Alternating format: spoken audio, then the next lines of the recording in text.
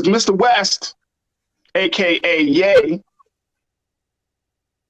is experiencing some major fallout right now. Corporations have decided to sever its ties with the artist, the fashion designer, as a result of statements he made about Jewish people, what they deem to be, anti-Semitic statements, saying that he's gone too far, essentially. Now, who are the corporations that are deciding to walk away from the house of Ye? Let me go down the list, folks.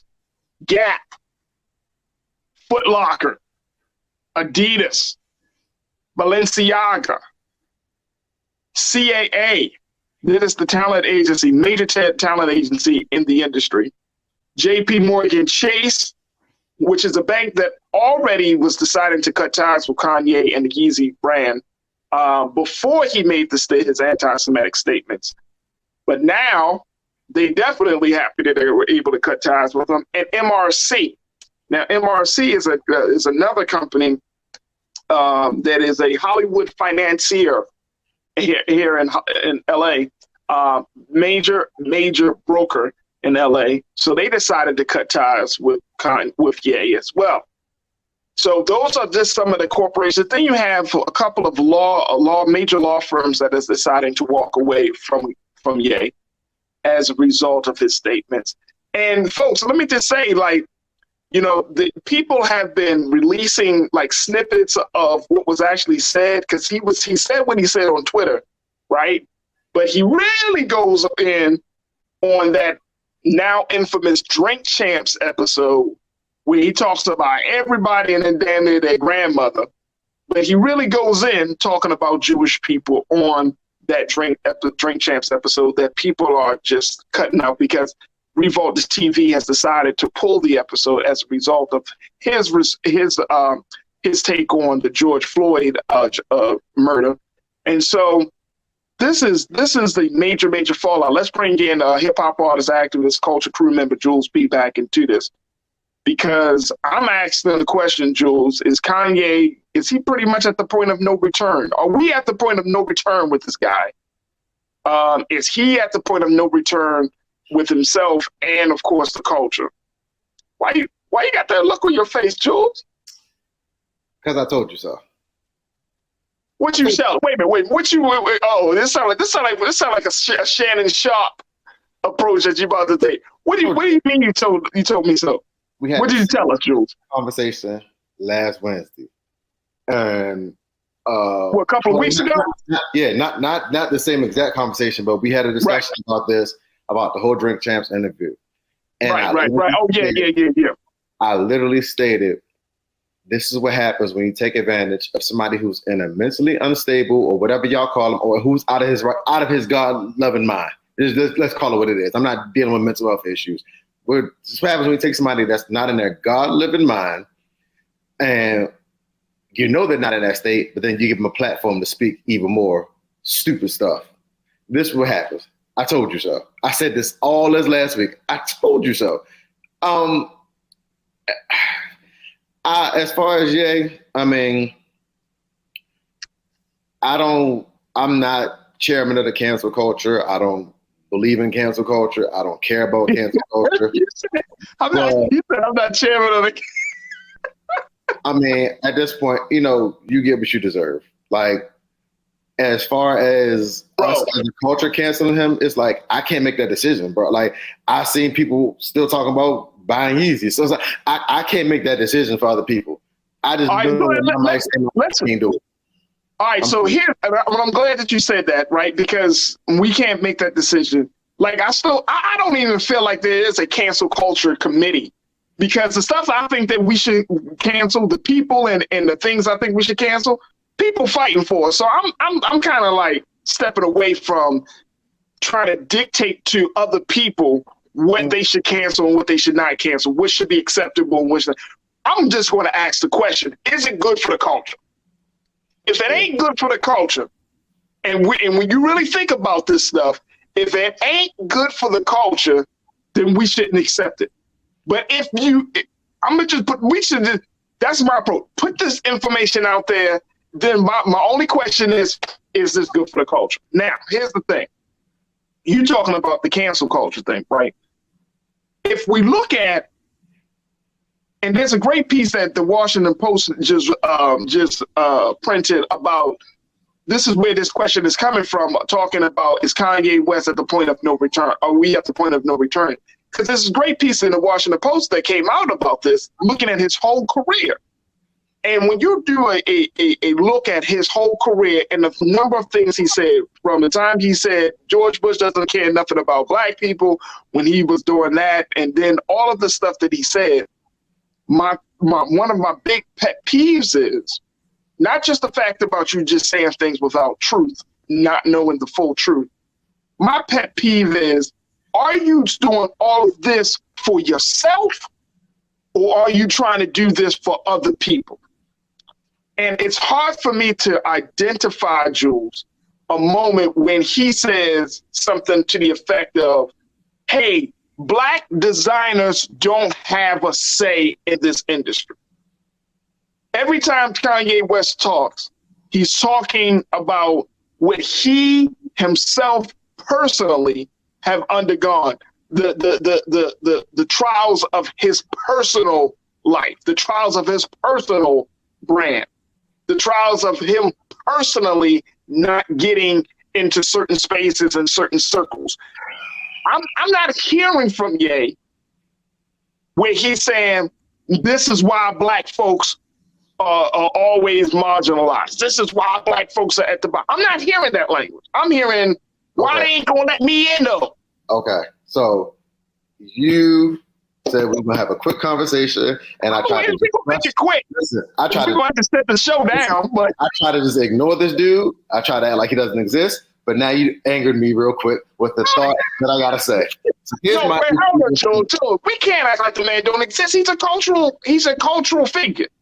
He is not paying my mortgage, Roger. I don't care about this man. Wait, but look, all right, I get that. But no, let's keep it real.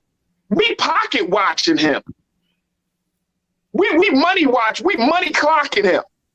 Everybody's talking about he ain't no billionaire no more. Oh yes, he is. He still got this. He still got that. The Adidas deal was only $250 million. That's 10% of what they would lose.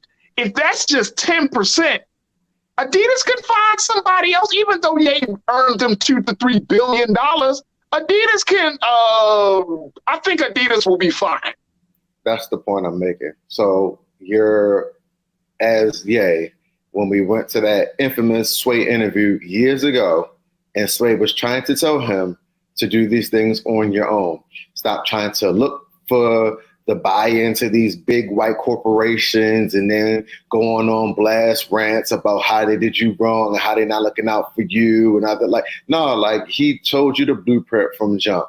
It's kind of sort of like you in high school trying to always go at the pretty girl, going at the high school cheerleader. She don't want you, but you're going to keep on going at her. You're going to keep on going at her. You're going to keep on going at her. And it's like, bro, like, she don't want you. You're forcing yourself into a situation. So then when you get into that situation, then you get taken advantage of. That's the point that I feel like we're not focusing on. I don't care about this man and what his other endeavors are, because to me, he's not for the culture. I've been saying that. He ain't doing that for us. I've been saying that for the culture. That's the only part I'm focusing on. What he's doing for himself, hey, more power to him. I hope he has future business endeavors. I don't care. That's him and his life. But what he's doing, the impact for the culture, he hasn't brought. I mean, you even have athletes, Aaron Donald and Jaylen Brown, now not a part of Down to Sports no more. Right. Right after break. Like and those are superstar athletes. We ain't talking about the fourth player on the bench on the Celtics. We ain't talking about the backup to the backup lineman on the Rams. We talking about the prominent stars on their team are leaving. So it's like it's affecting much more than just Ye and his business dollars and his he's a billionaire, he's not a billionaire, he represents for us. Like this is more than that. You joined up with a man that doesn't have it right now. And when I say doesn't have it, I ain't talking about mental health. He just ain't got it, bro. Like, I don't see a reason or a light to pour into this man. I don't. the culture, as far as albums, as far as music, yes, the creativity was there, the greatness was there. But a lot of times in this day and age, we can't just expect our artists just to make music and not say nothing. I mean, Kendrick Lamar does it, J. Cole does it, but I mean, everybody's not them. You know what I'm saying? See, here's the thing. Of trying to be like that, it's like now you're going to get the backlash, whereas now you're just constantly speaking. And like I said with the whole Drink Champs interview, then you will get taken advantage of. Because like I said, you were just on Drink Champs a month before. So you don't need to be brought back for you just had a 3-hour conversation exactly a month before. So me bringing you back, that means I want the ratings. I want the controversy. Yay, say something crazy so we can get our ratings. That's what I felt like, and I felt like he delivered. And since he delivered, voila, this is where we're at. All right, here's the thing. If you are going to go to this is just a strategy in art of war, folks. Sun Tzu talks about this in his book. If you're going to go to war with anybody, be prepared for the fallout, for the consequences. That your weakest enemy can cause casualties. I'm going to say this again. Your weakest enemies can cause casualties. Mm-hmm.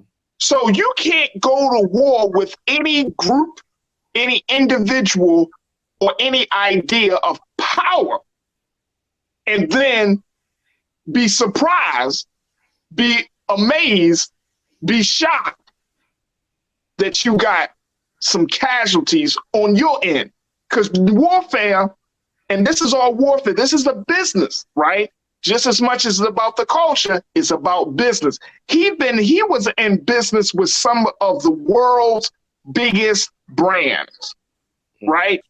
Balenciaga, Adidas, Gap. These ain't small time companies. These ain't your regular mom and pop shop. Gap initially was talking to him about opening his own store just for his clothes alone. A Yeezy Gap store. Mm-hmm. I've heard. Adidas was talking about, even though now there's some discrepancies in Adidas's statement, that they actually they may still retain the ownership of the designs where he can trademark the name Yeezy, but they might actually still own the designs, which allows them to continue to produce the shoes even without him being on board. But these are brands that Balenciaga, let me tell you something, I ain't know nothing about Balenciaga, but now I see black folks walking around in the hood, bro, with Balenciagas.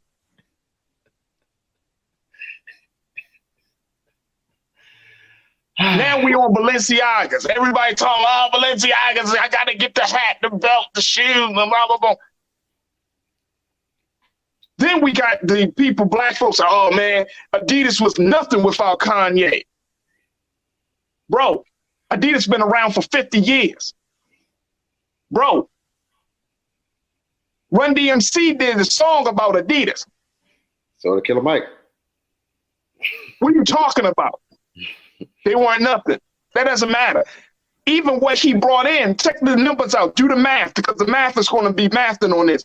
That he only made up 10%. He only brought in 10%. So where the other 90% coming from? Beyonce. From Ivy Park. Yeah. Let's not like he's the only Beyonce person. ain't carrying 90%, bro.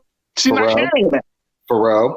My point is just that, you know, when we look at this, like this is warfare, bro. This is warfare. And you can't have a conversation, and you can't go up against any group of people, whether you're talking about Jewish people, whether you're talking about whoever, and not expect to get hit back. Like I said, your weakest enemies can cause casualties. So what do you think that you go up against somebody or group of people or institution of power? You better expect there's going to be some consequences for that. You better expect there's going to be a fallout. You better expect that they're going to kill, as Meek Mill said, they're going to kill your bank account. So my question then is, so do we blame Ye or do we blame the corporations? Because these corporations... No, because see, you know, my stand is with Ye, and that's why I started this conversation off with my original question is, has there been a moment when we saw Kanye not speak outside of himself? Is he breaking into these spaces for himself, or is this breaking into these spaces for us, for Black designers, for Black entrepreneurs, for Black business folks? You know what I'm saying? Or is he breaking in these spaces for himself, or is he breaking in these spaces for us? And I'm legitimately asking because I don't know, but I haven't read anything. Right. I haven't read anything. But is he worried about being a billionaire for himself, or is he worried about being a billionaire for other people? Is he opening the door? Because we can't get it confused that just because you're Black and in those spaces, right? Those high decision-making spaces, behind the scenes spaces, powerful spaces, that you're representing for, or you're opening the door rather for other people. You could just be there for yourself. An ally or enemy, pretty much. So I don't know. I'm throwing the question out there. Let me go to my culture crew, my online culture crew, and see what they got to say about this. They've been wilder. Because I was looking at them like, let's get to them. I don't forget us. Let's get to them. They've been wild. I got a lot of boy. They've been wanting to talk about this all day, but listen, I don't expect nothing less. All right, let's go to them. All right, we out. You say Kanye West don't care about Black people. The end was done with him with the slavery comment. Come on, man. We can't overlook that. We can't overlook that. Slavery is not a choice, bro. We can't overlook that. We out. Appreciate you. Rhonda Gillum, you said, whose culture? Kanye said something about Diddy and the Jews, and the next day, all his sponsors dropped him. Maybe this will wake him up, and he will build his own business for us, by us, if he can see that. Yeah. I mean, Kanye bulldozed his way through all of these industries and in these spaces. Y'all know how Kanye is Kanye. Ye is going to do Ye. He going to go hard. Ain't nothing sacred. Text messages, nothing is sacred with this guy. Mm-hmm. So, yeah, again, I can admit to the fact that there's some elements of truth. But when you got all this other stuff going on, this other madness, and I'm always questioning, if you're making all this noise, if you want to go against, what's your intent, bro? What's the end goal here? What's the end goal? I shouldn't have to, if you're making this much noise, it should be very clear what your end goal is. But I can't tell what your end goal is based upon how you move. I can't tell. Somebody tell me if y'all can tell. What is Kanye's end goal here? Is his end goal what? President. Freedom, justice, equality? President. He wants to be the president. I mean, that's I literally think his end goal to bring Black people into these spaces I think his what's your end goal, bro? I think his end goal is personal gain to get to the presidency. See, I literally think that. Come on, man. There ain't no way in the world. There ain't no way in the world. But he was campaigning just in the last election. So it's like, that's what I'm saying. Like it ain't like, it's like what we're saying, what you and I saying ain't no way in the world as the cultural vote for him. I'm saying the man's end game is trying to be where 45 was. That's where I think. I literally think that. I don't, and you know what? I respect your opinion. I just disagree because he has to clearly know that he's not qualified for that. Mentally, emotionally, he's not qualified in the politics of understanding how government works. He's not qualified. The man has come out to say he doesn't read. I'm not, and this is not throwing shade. This is, I mean, come on, folks. We can't slice up people's words or take bits and pieces of who people are and be like, oh, see, this is what, and try to create somebody from the bits and pieces. We try to create a person based upon our understanding and our view of them. No, you got to take him for who he are. Yeah, he's a man who talks about politics, but then there's a man that's also saying he don't read. Here's a man who says he's, talking about Black people, but then, your lifestyle is that you always have been wanting to be acceptable to white companies and to be acceptable in white spaces. So what is it what we're getting into? there's a disconnect that's really big and it's important. There's a huge disconnect. Pookie-san, you said, I think Kanye needs to go on a hiatus to get himself together mentally and physically. He's losing so much so fast, he's shooting himself in the foot. Walker and Donald left Donda tired of sad endings. It's a sad ending. It's a cautionary tale, though. It's a cautionary tale. One is that you understand the dynamics of warfare, understanding business, understanding that if you go against anybody, there are going to be some casualties, even on your side. Even if you win, you're going to win with some casualties. But the way he's pulling this off, I don't see a win for him. I just don't see a win for him out of this. Shalinda, you checked in and said he's getting exactly what he deserves. Rose checked in all the way from London, Jules, watching us here on the Black Star Network. So excited about that.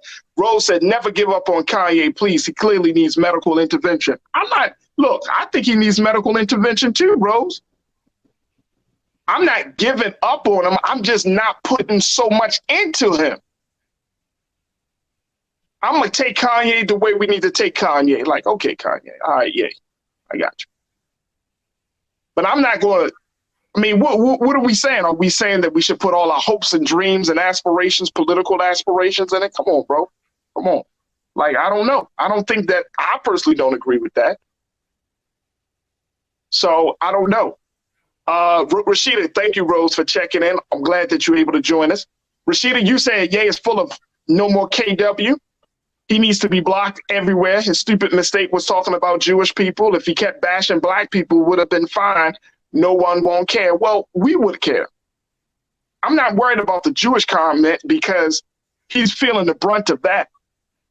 But where's the brunt about the George Floyd? Slavery is a choice. What about all the stuff he said about black folks? Where's the brunt of that? We're still very acceptable. See, that's my issue, bro. That is my issue. You say that slavery isn't a choice, but then again, everybody clamoring for Yeezys. I don't get it. I don't get this world we live in. I don't get it. How the man sales go up for merchandise when they say slavery is the choice, but then as soon as you say something about the Jewish community, now he gets canceled and everybody wants to tag him with their personal opinion. Nah, this should have been going on when he said slavery was a choice. This should have been going on years ago when he said others quotables. He's very quotable. He says a ton of things that you remember, but whatever. Like, Right. I mean, look, when he says certain things very quickly, Jules, as we kind of close out, when he says certain things, what is the backlash that we as black folks in this country, what is the backlash that we have imposed on him? What was the consequences of his words about our struggle? Where was the backlash? Right? Now, certainly we can't stop him from making money. And I know people say, well, when he said that, I mean, those companies didn't drop him. Folks, y'all want me to help us understand some things? Stop thinking there's no double standard for black folks. I mean, this will help to relieve a lot of pain and pressure and tension and heartbreak. There is a double standard when it comes to black folks, man, and everything that we do. Let's just accept it. Right? You can't say certain things. You can't do certain things. You can't move the way you want to move as a black person versus white people or other folks. Let's just stop trying to do it. Why is it that? Because there's a double standard, bro. That's what it is. It's called racism. It's called bigotry. It's called bias. It's a double standard. Okay? So let's just accept the fact that there's a double standard for black folks in this country in everything that we do. And once we start to accept that fact and we move accordingly, we won't be so heartbreaking, so shocked, or so surprised. Oh my God, there's a double standard. I can't move the way I want to move. If I did some crazy stuff, and I could be like, well, y'all ain't getting Sean Hannity. Rolly can't move the way he can't roll that way. We can't roll that way. Because why? There's a double standard. I understand that. As a black man, it's a double standard for me. So so if we keep using that same standard, well, white people could do this and black people can't. How long has that standard been applied to black folks? ever since our soles of our foot has landed on the shores of this country, we were seen differently, we're treated differently, we're judged differently. We just got to accept that. All right, let's go back to my culture crew. Rashida, we appreciate you. Tiana, you said, I'm sorry, I'm not listening to a man who doesn't read. Not sorry. His mouth wrote a check that his ass can't cash. Facts. Damn. Maddie, 1099. Tiana, thank you for your bluntness. Truly appreciate it. Nah, real talk. Thank you. Maddie, 1099. You said, you can't be president. His mind is not right. No, you can't be. Seriously, let's not even putting that out there. Your mind ain't right for this.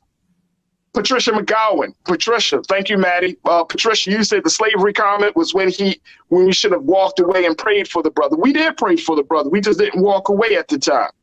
We were mad, but we didn't fully walk away. I want to share something as we close this out. In this piece that the Washington Post wrote about Kanye, they had quoted this brother named Van Lathan. Van Lathan was a former, he worked at TMZ. You're familiar with Van. And I think he gave this comment that I think really sums up where we are with understanding Kanye. And not just Kanye, this is about any person that we give so much power to, because that's the thing, folks. We create this Kanye, this Ye. We gave him the power. But let me just share with you what Van Lathan said about Kanye. Let's go to quote number, well, first, this is what Kanye said, quote 2. Let's go to post that one first, y'all, Ariel and Keenan. Quote 2, he said in his Drink Champs conversation, that's quote 3. Let's go to the second one. I want to go back to what Kanye said, because this is crazy. He said, the thing about me and Adidas is like, I can literally say anti-Semitic stuff and they can't drop me. Yep. I can say anti-Semitic things and Adidas can't drop me. Now what? Yep. That's what he said on the Drink Champs joint. Straight said that. And guess what happened? He got a drop. He got dropped. Faster than a bungee. And guess what happened? See, again, if you're going to war, you better understand. You better be prepared for the consequences. He got too arrogant, bro. It's sad. Like you, the way you moving, you got too much tied up into this system. If you're going to war with the system, then you better first take your stuff out of the system, so that way you don't catch it. Now. So let me just put this comment out there from Van Lathan, because I think it summarizes where we are. Van Lathan said, check this out. Now let's throw quote number 3 up on there, Keenan and Ariel. The cultural weapon that we give certain influential people, they don't build it, we do. He said, for years and years, we gave Ye this enormous bazooka of cultural influence, and one day we're looking down the barrel of it. Now, I just want us to think about this very quickly as we wrap up today. If we look at this quote, you take Ye out of it, and you put any person, any celebrity, any voice that you feel like is just kind of like this larger than life voice. That is what we have a tendency of doing, especially when it comes to celebrities, cultural influence, and all of that. That we give certain people this platform. We are the ones that create Kanye.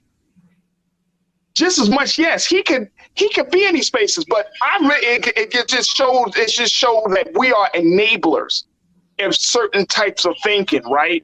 We are enabling Kanye, or we're enabling a Donald Trump, or we enable these people. So and I'm saying we as individuals, and then of course the companies. Because if CAA and Gap and Balenciaga and all of that, you mean to tell me they still partner with this man, even though he said wild stuff in the past? This ain't the first time. So it's like we are giving these people the platform. And then back to Van, this enormous bazooka of cultural influence, and then one day we're looking down the barrel of it. We are creating these kind of cultural, for lack of a better word, like these cultural Frankensteins. And I couldn't disagree with that, bro. Jules, you got the final word. I can't disagree with that. This is it. I'm done. No more words. You don't deserve them. Not waste my time. That statement of Van Lathan is true. 100% true, but if we stop giving people so much, like if people who stand before us, who perform, who do sports, anybody that we praise, right? If we don't give them that license to say whatever they want, do whatever they want, then guess what happens? They are not going to say whatever they want. They're not going to do whatever they want. We don't, and this is the thing for me. If we don't set the boundaries for the culture, nobody else will. If we don't say that it's time to shut somebody down, I get that this is part of why there is a cancel culture, right? Because there's talking about setting boundaries, but I'm saying specifically to Black folks in this country. We can put R. Kelly into that same thing. We gave him that platform. We made it allowed him for him to do what he did, the pain and for him to cause. We don't want to talk about it. I get it. But at the end of the day, we got to confront this ugly demon that sometimes we give people power that they can use to hurt us.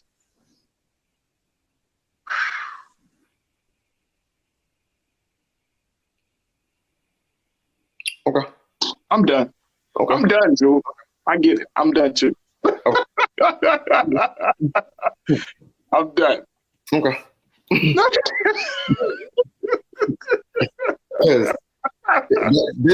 This issue could be a 2-hour topic. I'm not going to keep on talking about it because I feel like I have so much more to say, but yeah, I get it. That's why look, we'll bring you back. And God willing, man, we will look at this from other different. There are some other parts of this that I wanted to talk about, not relating to Kanye, but to other, just the celebrity culture. Yeah. But I definitely want to have the conversation. Jules, it's a pleasure. Thank you so much, brother.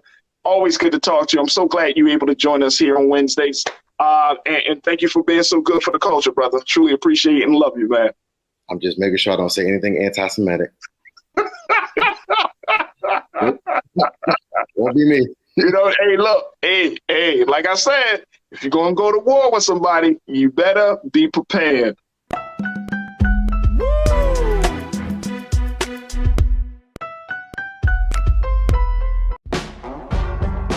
Don't wait till November 8th. We can vote today, y'all. Early vote started this week.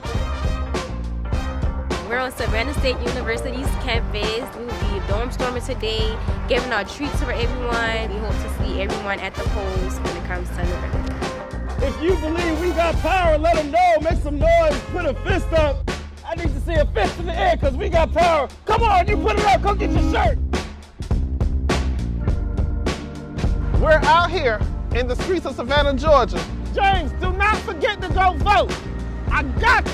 If we vote the right people in, we can make a change. We can get these resources in our community. I am a woman, and it is important that we have the say-so of what we want to do with our bodies. We're concentrating on entrepreneurism, providing young people with resources and training that they need in order to change their trajectories. We want Black down. Democracy is on the ballot. Voting rights is on the ballot. Voting suppression is on the ballot. I am most passionate about those three combined because they all impact each other. Savannah is my home. I care about my community, and I care about representation in my community.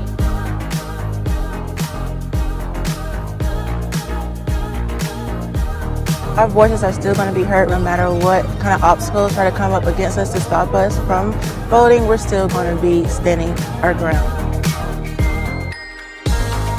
I see the effort that's being made to keep our communities from voting. So that makes me realize it's even more important, because if it wasn't important, they wouldn't be fighting to make sure we couldn't vote. This doesn't stop this year. This is a forever movement. We're going to exert our power as a people, walk in our rightful place. We're going to change our communities, fight for our communities, and build our communities.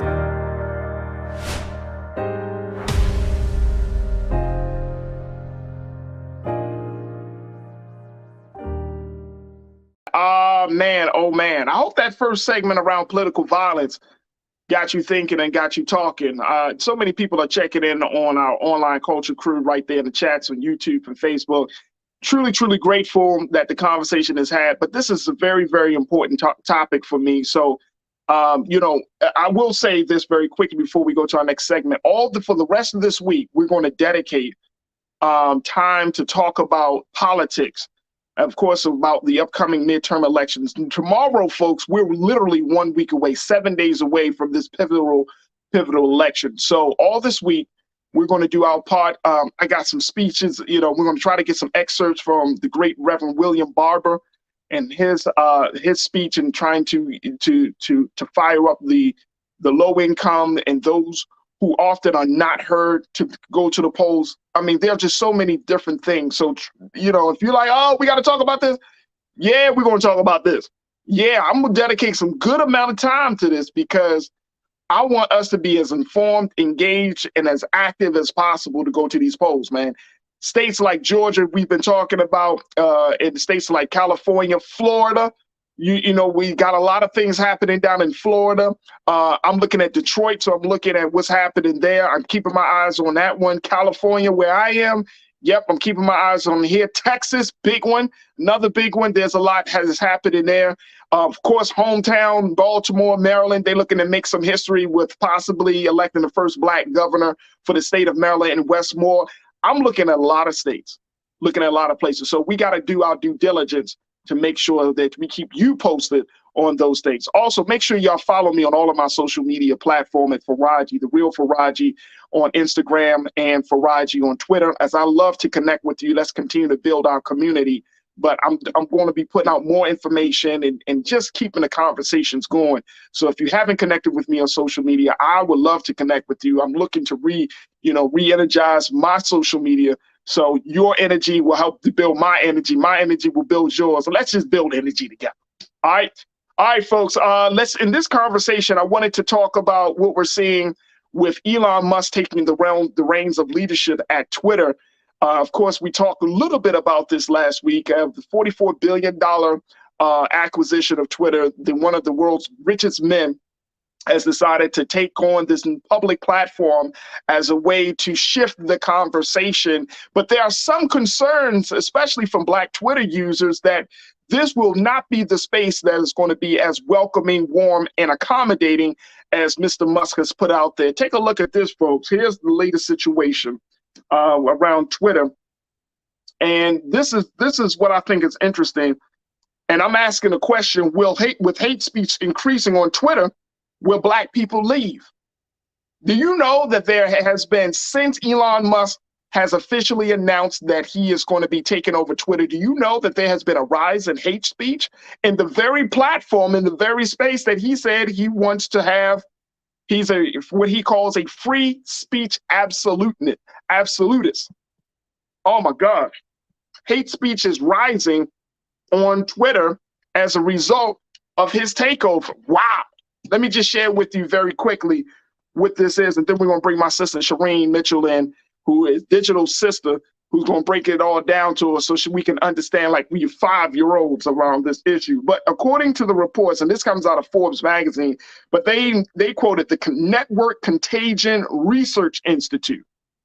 They analyzed social media content. Its researchers found a 500% increase, folks, in the use of the N-word on Twitter within 12 hours of Musk taking over. 500%. There have also been big spikes in the use of anti-Semitic, homophobic, transphobic, and other racist terms besides the N-word on the platform. Now take a look into this.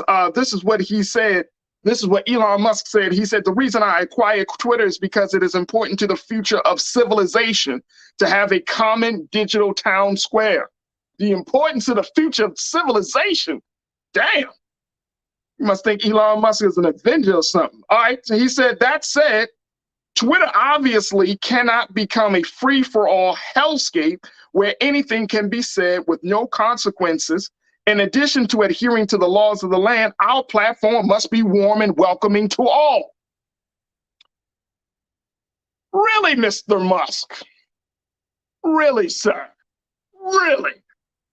All right, let me bring in Digital Sister, our sisters, who is an expert on understanding the dynamics of social media, Shireen Mitchell. Shireen, thank you so much for joining us this afternoon. How you feeling today? I'm feeling good. I Wait, love make sure, is my volume, is that me or you? Oh, is my volume Is that my bad? volume? Because I don't hear you all the way. I hear you a little bit, but I don't hear you all the way, Shireen. There we go. Let's make sure we get that tight, because I want people to hear you loud and clear. Can I get loud? All right, can we go ahead? I think we should be good. Can you hear me? All right, let's check her audio is good. Okay, all right, cool. All right, go ahead, Shireen. Yeah, is it me or is it on your end? I just want to make sure. Can you hear me? I can hear you fine. Oh, okay. All right, awesome. Okay, so what do you? We're good. We're good on everyone hearing me. Yeah, I can hear you. Okay. All right. So talk to us a little bit, Shireen, about this situation. What do you make of this 500% increase of the N-word within 12 hours? Within 12 More hours. homophobic, transphobic, racist comments. Within 12 hours, Shireen? 12 hours. Like, he just took over and all of a sudden everyone was like, oh, I get to say whatever I want. And that has always been one of the biggest problems with our community. It's that these platforms have always, at some point, allowed the racist conversations around Black people and their identity. It was an accepted part of the platforms. The one thing that I want to make sure that is key here is that him taking over is not magical. It is the fact that he did it. And he is talking about being an absolutist when I will promise you, free speech has never been granted to us the same way it's been granted to other people. And we're seeing examples of that. And that's why the 12 hours, like it took 12 hours. I saw it myself. I was watching other data for us to pay attention to. But that ultimately, at the end of the day, he basically is like, I am going to let people say whatever they want. And he's also participating in many ways with the mis and disinformation. If there wasn't that case, I would say something completely different at this moment. But what I know is that the evidence is proof. He was participating in mis and disinformation. He was also participating in targeting marginalized people. When many people called up his apartheid history, those people were shut down for criticizing him about that history, how his money came about. There are many instances that, like, people scream free speech, but they don't mean it for everyone. They mean it for some of us. And what we just witnessed is in his immediate takeover was people going, oh no, this is for just some. It's not for all of us. No matter what statement he gives at this point, no matter what aspect happens that moves forward, we will have a conversation about like what free speech means. But I literally seen multiple people, even when LeBron James made a comment saying that hate speech is free speech. Hate speech is not covered by the First Amendment at all, under any circumstances, in any form. The other really, really important part is that he keeps making it look like the free speech is just about us disagreeing with each other. We can disagree with each other. And that's one of the big concerns that, you know, when we talk about free speech, we often talk about it like in this silo, right? You know, that only benefits a few people. It only benefits a few people. And here's my understanding, and maybe if I'm wrong on this, Shireen, but He says that Twitter is for the future of civilization. I'm thinking to myself, I get it. It's an influential platform. I use it. I like it. You know what I'm saying? In spite of all of the craziness, I think there's some value in the platform. But is it that big? I mean, does it fit that big of a place in the big scheme of things? Like, are people, quote unquote, feel like if Twitter was not in existence anymore, that we would lose something in the process? No, I mean, Twitter could go away tomorrow. It's very much like, but also any of these platforms can go away tomorrow. I think that there are multiple instances where it's quite clear that there is this assumption that technology and the social media is the thing that's going to save us. And that's where Elon Musk comes from. This whole concept that technology is everything, and that's the future of our lives. And I'm not saying that technology is not connected, but the concept that this is that somehow technology is going to move forward without humans. Are we saying that humans are not going to be moving along with the technology and all the spaces in between about that? Because part of the reason that we're having this hard time is because the bad acting humans are walking with us through this. And we're not checking all of those people. We're picking and choosing who we're checking in terms of who is saying harmful rhetoric, who are promoting violence, who's dismissing violence, which he did. He promoted a link to a site that basically made it seem like Mr. Pelosi's violence against him was somehow made up. Those are the things that it's the human part of it. The government part of it is the part I think that where people are confused about. You have the right to speak against your government in America.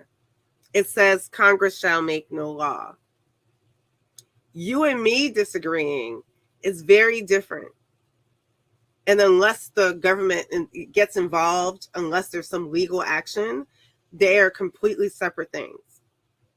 I can disagree with you, but also if you do something that incites violence against me, that's not protected by free speech. So I think that you're absolutely right, and I think it's very important for us to be very clear, like what the First Amendment actually covers. And one of our culture crew members, Jawan Yvette, Jawan, you said some people forget that you're free to say whatever you want, but the First Amendment does not protect you from the consequences of your words. Absolutely, that's exactly it. It does not protect you from that. And we're watching it, right? You know, with some of the things that's happening with I'm gonna call him. I have a name for him, but I'll give him his respectful name. Kanye is you make these statements and people get to react. You make these statements and businesses get to react. People get to react. You can say whatever you want. You really can. No one's telling you you can't. But if we're now having a debate about what hate speech is versus free speech, then we're fundamentally failing at the understanding of what the first is. It's sort of what I say is it's a bastardization of the First Amendment. You can't scream fire in a movie theater because it would cause harm. You can't scream a death threat. Yet on some of these platforms that has been accepted as normal. There are so many things that we have allowed to move the needle as if they are completely protected by the First Amendment, and they aren't. We have proven that we failed to understand what the First Amendment actually meant in the first place. Absolutely. Look, I want to take a quick pause. When we come back, I want to get some comments because our online culture crew, Shireen, is just biting to say something. So we want to get some comments in from them. So many people are checking in. Folks, join the discussion. Post your comments. If you're watching this show on YouTube, if you're watching on Facebook, we would love to hear what you got to say. Post your comments, and let's continue the conversation with Shireen Mitchell as we talk about Elon Musk and the implications of his takeover over the major social media platform, Twitter. Stay with us. That conversation continues right here on The Culture on the Black Star Network.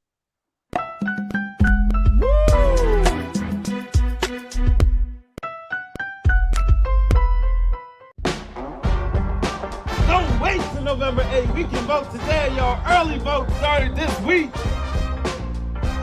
We're on Savannah State University's campus. We will be dorm storming today, giving out treats for everyone. We hope to see everyone at the polls when it comes to November. If you believe we got power, let them know. Make some noise. Put a fist up. I need to see a fist in the air because we got power. Come on, you put it up. Come get your shirt. We're out here in the streets of Savannah, Georgia. James, do not forget to go vote. I got you. If we vote the right people in, we can make a change. We can get these resources in our community. I am a woman, and it is important that we have the say-so of what we want to do with our bodies. We're concentrating on entrepreneurism, providing young people with resources and training that they need in order to change their trajectories. We want Black down. Democracy is on the ballot. Voting rights is on the ballot. Voting suppression is on the ballot. I am most passionate about those three combined because they all impact each other. Savannah is my home. I care about my community, and I care about representation in my community.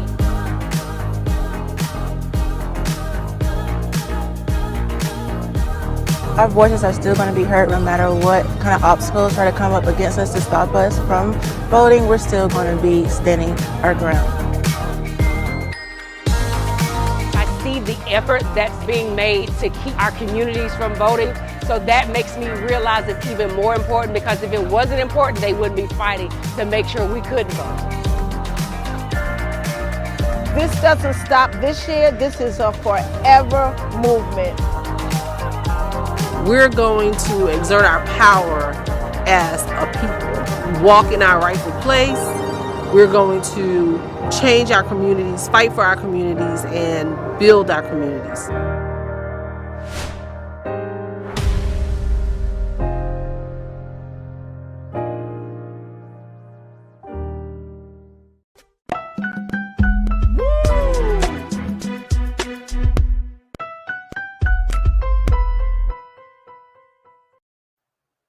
Folks, welcome back to the show, The Culture, here on the Black Star Network. We've been talking to Shireen Mitchell, who is a digital expert, to talk to us a little bit about the implications and the impact of Elon Musk, one of the world's foremost billionaires or richest men, as he takes on the reins of leadership and power over the social media network Twitter.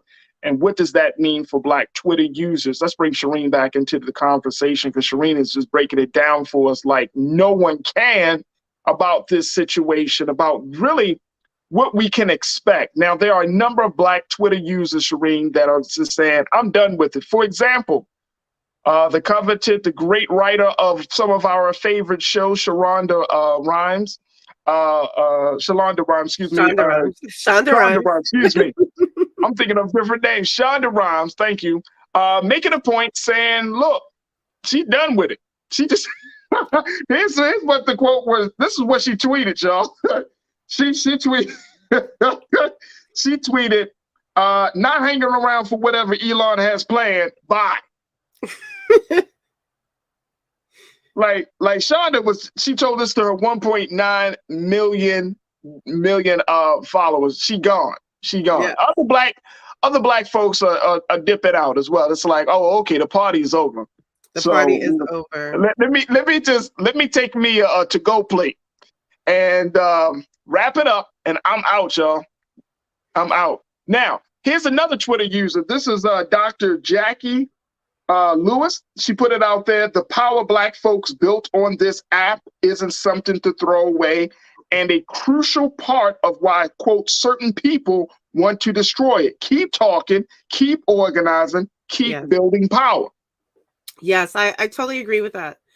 In 2016, when we were tracking some of the early election voting stuff and people getting out to vote and telling Black women that Black women lead, Black women vote, in 2016, I would say around 2 weeks before the election, which is what we're in the middle of actually, before this midterms, that a lot of Black women were targeted and they were silenced and they had their actual accounts hacked.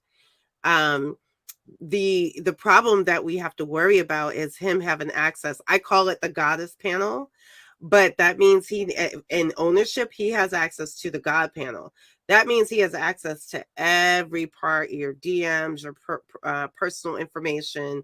And that's worrisome, to have someone who is willing to perpetuate false narratives and basically try to silence people who call out him in any moment, who You talking have, about Elon have Musk? something to say against him. If you think about some of the narratives and the ways in which even some people have been suspended and banned, one of those ways was because they were criticizing him. Right, right. But you're talking about Elon Musk, that if somebody were to go on Twitter and start to criticize him, that they might find themselves in a how would they call it, a sacred space? Yeah, yeah.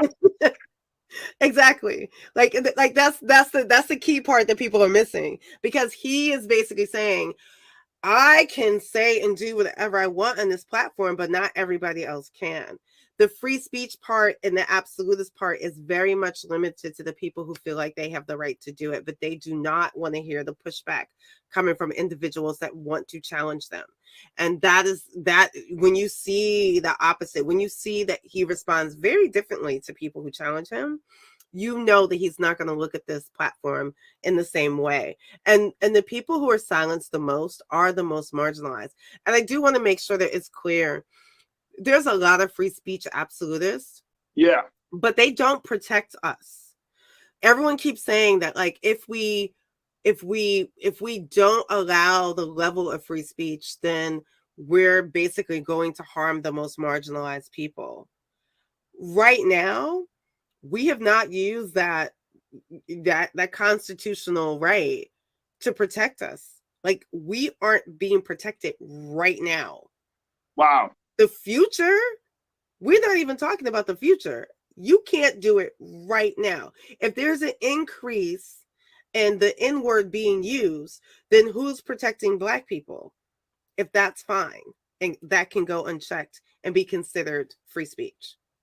Right. And so and that's the part that I think that we need to just drive home, is the simple fact that if you got this increase of racist language, transphobic language, homophobic language, just all types of just offensive language, and yet we're talking about free speech, it's like, how does that happen? How does that work?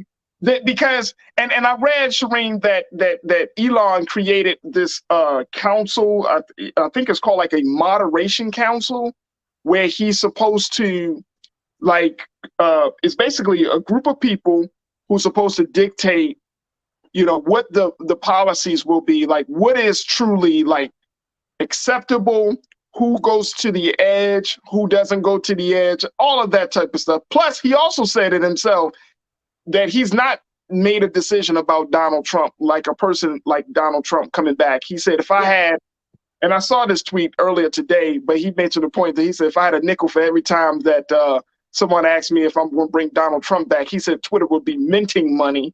So he was pretty much just saying, like, no, we haven't made a decision. But I think it's a very interesting space, because it seems like even though free speech is this very, very highly coveted, a principle, an idea, it's still like up to interpretation, right? It is. And so what somebody's hate speech, what may be deemed hate speech to us, could be their free speech to them. Exactly. And that's what they're doing. They're muddying the waters between who gets to define or who gets to determine what hate speech is. And usually in those instances, the most marginalized people are the ones that are sort of punished under that quote unquote deciding. Right. So we have to hear the hate speech. We have to witness the hate speech. We have to bear the hate speech as people are debating whether our existence is of value enough to not allow someone to use it against us. All it right. is very That's fascinating very true. To me. Very true. Very true. You don't like my music. You say we can all say insane, psychotic things, but we choose not to because we are real people. We have to still make choices, right? Some things that is happening in our sphere is like, yes, this is a choice that someone decides to make this statement, but the consequence of the statement is what I think people are missing. I think that a lot of times people confuse cancel culture in the same way, because what cancel culture is really about is trying to hold people accountable for doing harmful things. It is like, it gets twisted, right? It's not about your ability to speak. It's about the fact that you are, in the words that you're using, harming a group of people. And those people are pushing back and saying, no, we're not accepting that. And here's the thing. Social media in original form was actually created so that the small voices was able to amplify in a way that others had, right? Against the media, against the government. I think that there are conversations we can have about that. What has happened is that it's been turned on its head. We were never predicting that the harmful people would use it to continue to be harmful. And give it a platform to do so. Yeah. Unchecked. Yeah, absolutely. Right? Like, see, here's the thing, Shireen. Here's the thing, right? Because this is the other part about it. And I know that you're doing your work around, voter suppression in digital spaces, the work that you're doing with disinfo detox. The thing I always think about is, when we have these conversations, how is it going to affect Black voices, right? Yeah. So you might have Black voices, and they could be any one of our great scholars. Hell, we've had we got Dr. Carr on this network. We got Dr. Gerald Horn on this network. We have a number of Black thought leaders and scholars, like real scholars. And if they were to post something on Twitter with what they say rooted in history, be deemed as quote unquote hate speech. That's the thing that we're now moving closer to. If you think about that, like think about having detailed conversations about slavery, having detailed conversations about, overturning Roe, like having detailed conversations that, Black women were the originators of being forced to give birth. The details of us just telling our version of the story. We're seeing this with conversations about CRT and education. Right now, there's a debate about affirmative action and our ability to be educated in certain institutions. Right. These are the debates that we're having real time. And if we push back and we're the ones saying, hey, this is harmful to us, this is going to cause, dehumanization. That is the thing that we are pushing back. They are pushing back against us. No matter how you hear it, other people get to decide who we are as Black people. Other people get to decide how we exist in this country as Black people. Other people get to decide whether or not we get to be loud or angry about what's happening to us. That is on its face a complete shift. The free speech part, I think people are missing, is that most of the free speech that people are defending are based on stereotypes about us, and we're not hearing that yet. That's true. Most of that is about us. Yeah. The term woke. We are trying to have conversations that came from us. That's Black vernacular. We were talking about wake up, see what's happening, ...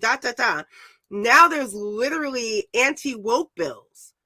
Those are called anti-Black bills, y'all. Please pay attention. Go back and listen and watch, because that's what they're saying. They're saying a hard N-word in different ways, and now they're giving permission to just say the N-word. Right. Oh, man.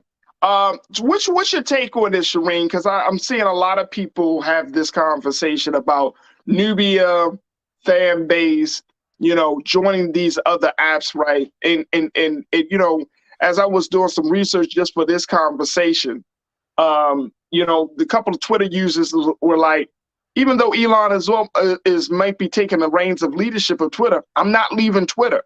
But what about those quote unquote black alternatives, right? What about those spaces? How does that, where do they fit in our yearning to communicate, but at the same time being in a space where we can get our voices heard and our thoughts considered? I think that we will always have this battle to some extent, right? Because many of the models that are monetized is usually not led by us. Right. It's sort of like tangentially we go off and do these other like fan base and others. I think that we will, where we are right now is that we're in a very complicated space about what's next.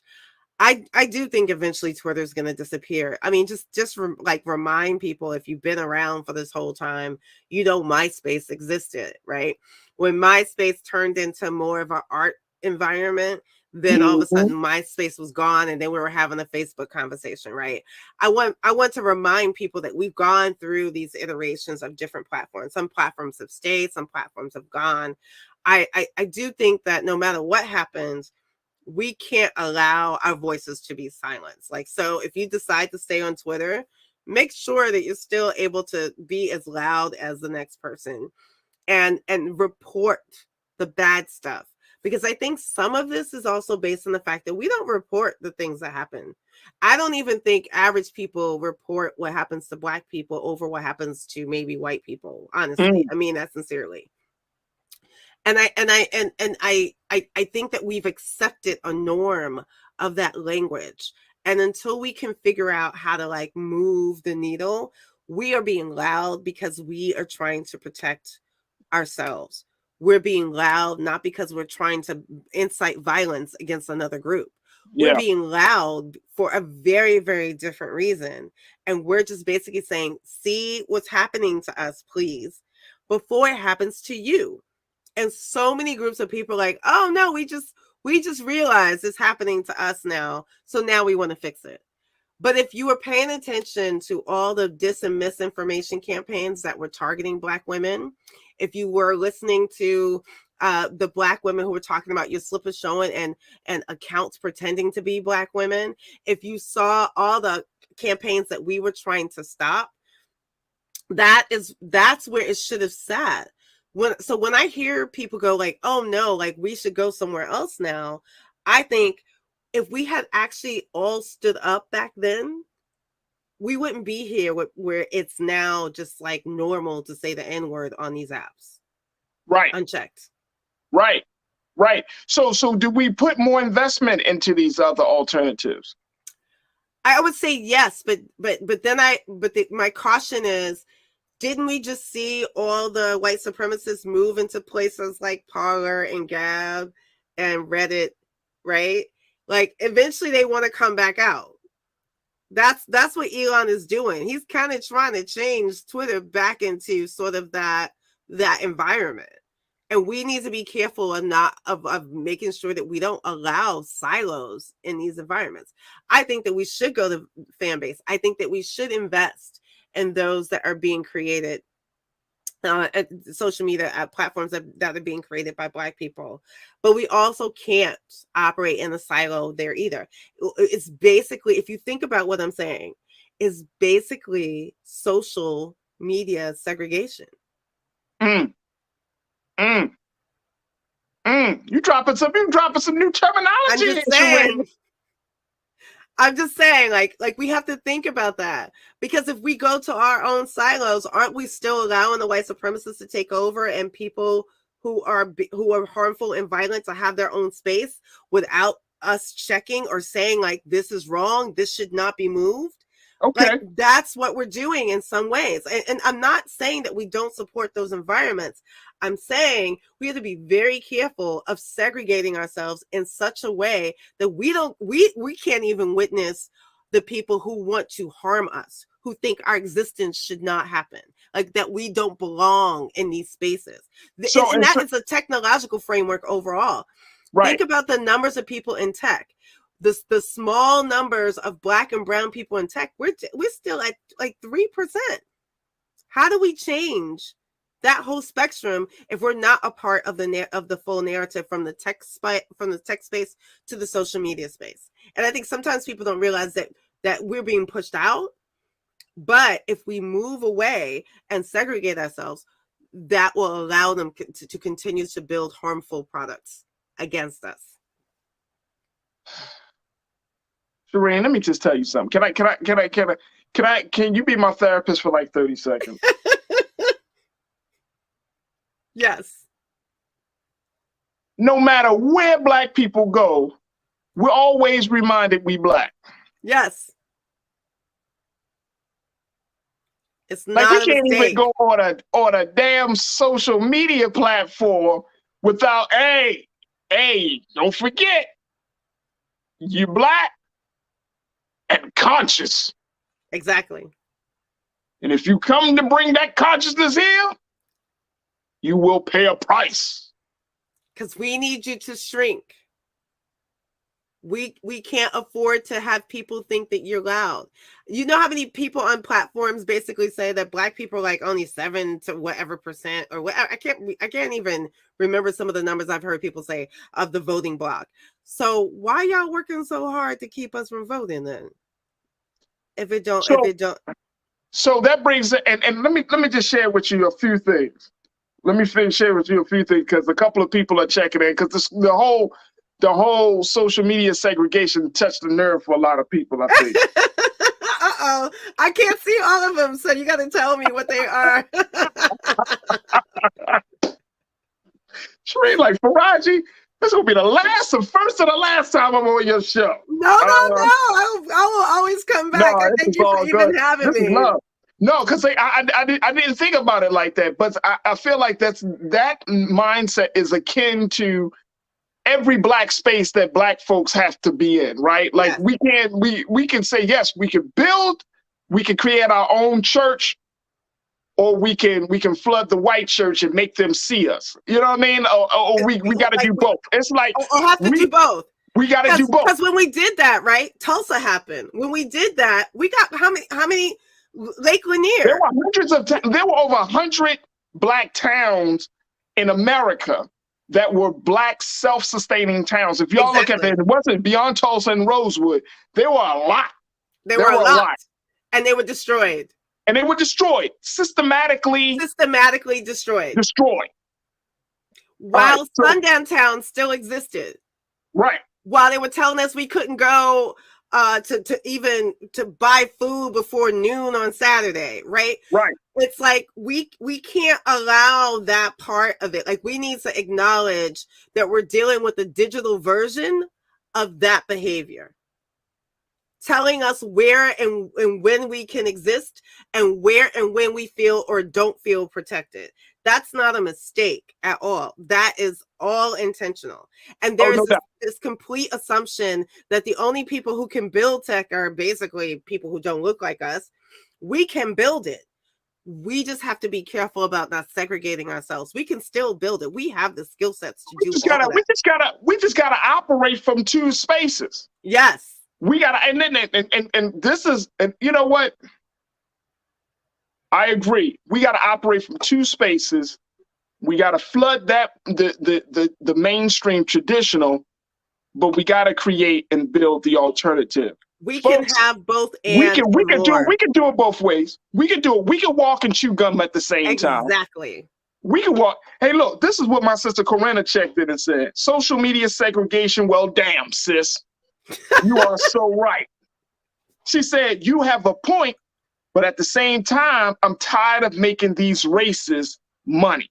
She put the $4 signs. Corinna, I think you summed up my view. I get it. I get it. So can we truly operate where, because if we stay on Twitter, we're making the money. So you're only going to make the money if that, when they said that, like, you want your blue check, you got to spend $20 a month. You don't need that blue check. Why pay $20 a month? Because I am somebody, Shireen. I am somebody. And I want you to see that blue check to be like, I'm somebody. But that's what I'm talking about. Jesse Jackson told me that, and I believe it. So But it's the same problem, right? Because then you're actually paying for your subjugation. And we got to be really careful about paying for our own subjugation. That's like, seriously, I do not. I've been on Twitter since, I think, 2007, 2008. I don't have a blue check. I personally was very clear I would never do that.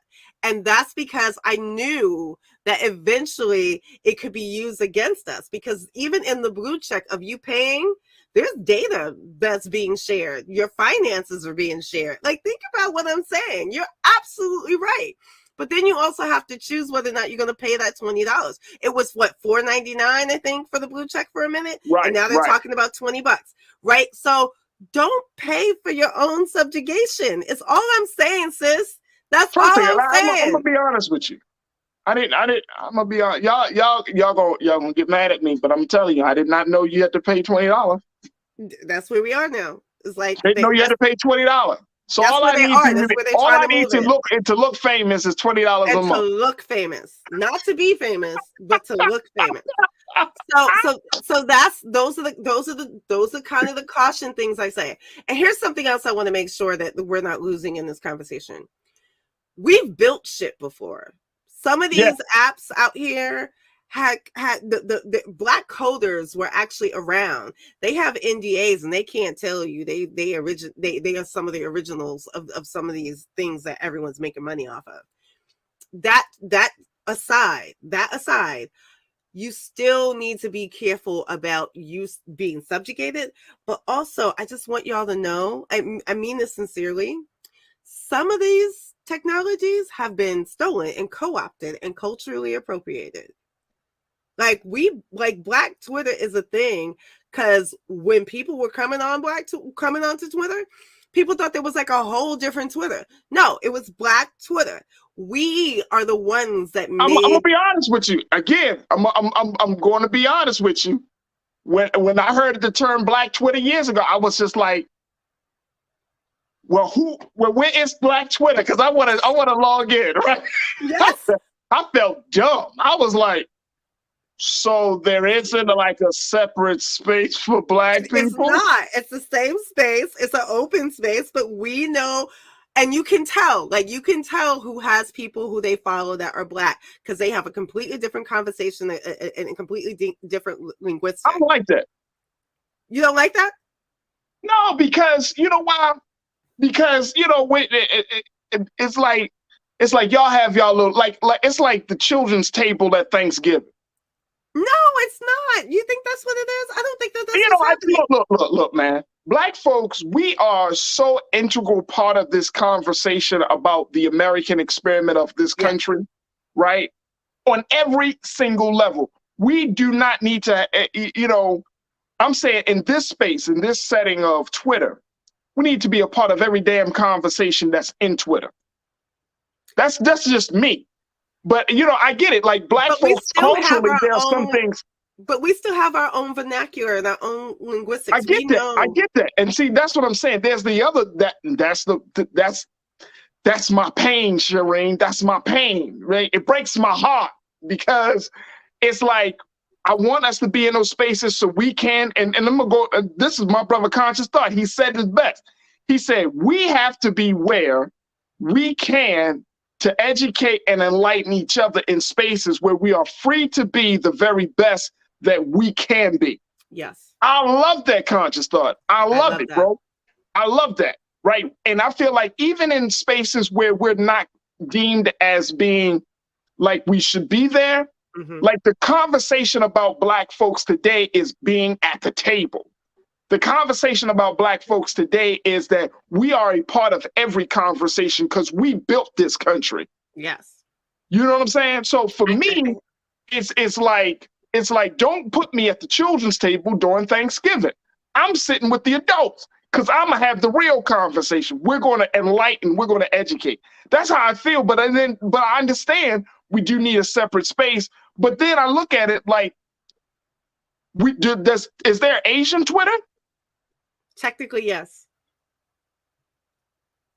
And a Latino Twitter? Yes.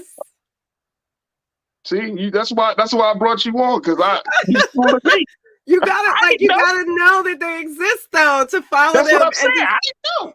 like all the crazy stuff that was happening in Brazil. Oh, there's a whole conversation happening. And that's, yes. So that's the point. Like if you, whatever community that you're in, absolutely, you'll see those breakdowns. And there's completely like, But let me tell you something. Let me tell you something. Do you know how many, a reporter did a story on BTS and talked about Black women who love BTS.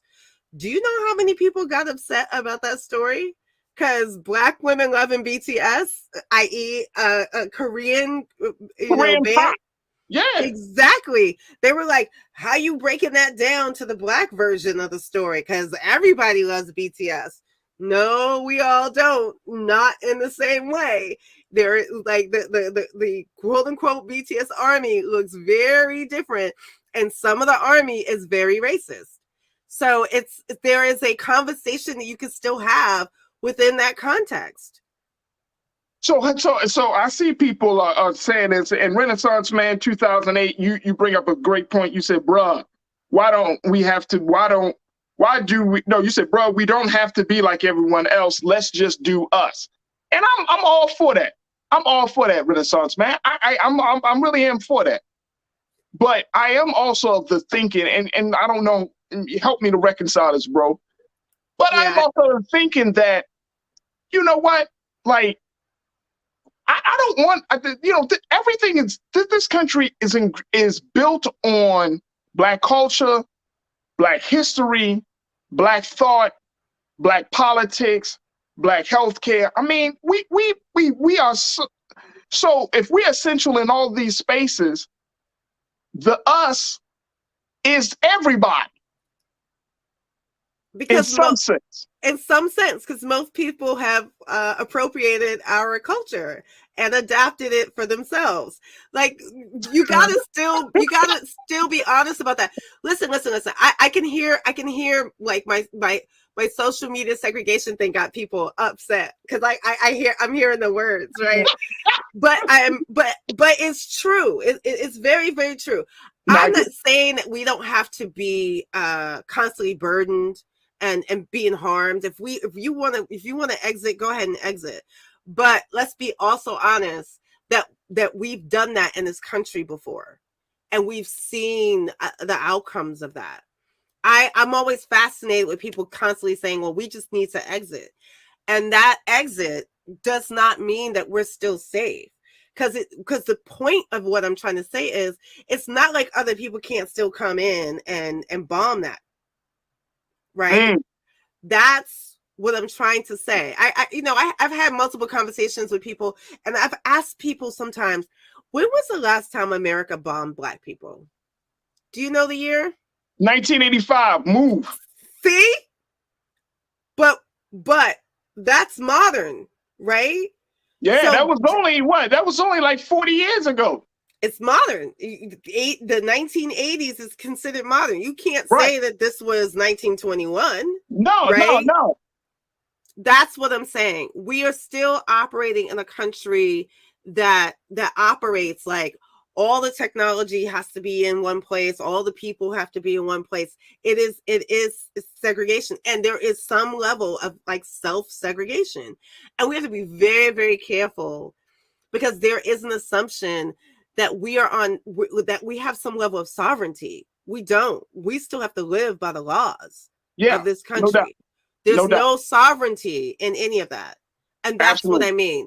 Even in the technology, if we build it, we still are operating from American laws. And I know that there's like a lot of debates about to happen on the Hill about the technology laws and things like that and whatever.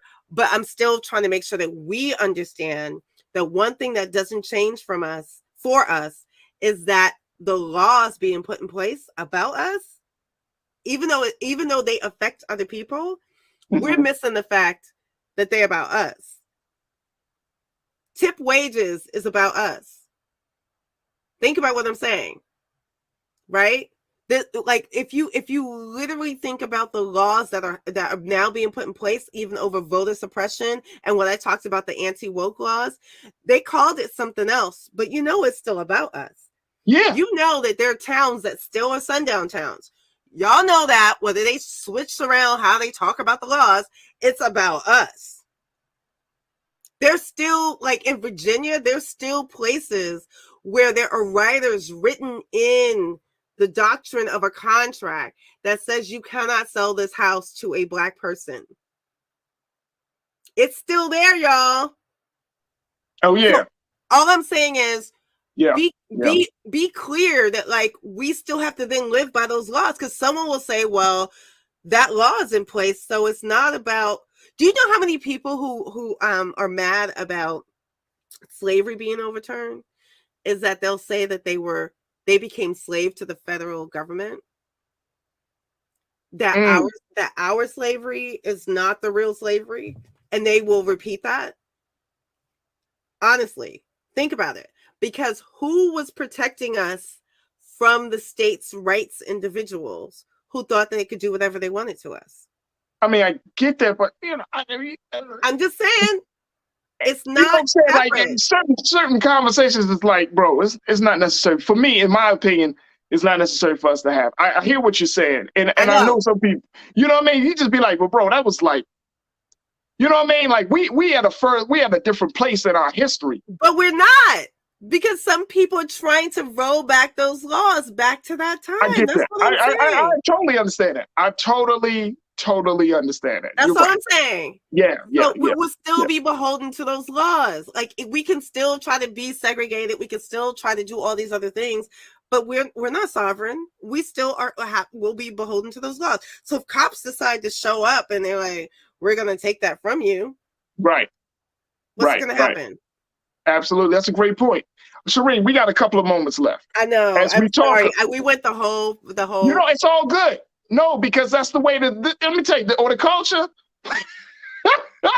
stuff happens. When the spirit is flowing, I don't like to stop. Okay. So, you know what I mean? Big shout out to my online culture crew. That's their problem. Let's blame them. Let me stop. Because we're having a great conversation. I know we got to end. Like, this is important. I think this is important to a lot of people, right? You know, and I appreciate my online culture crew for just saying, look, let's have these different conversations. You know what I mean? But let's look at this in light of we're a week away. Yes. From the midterm.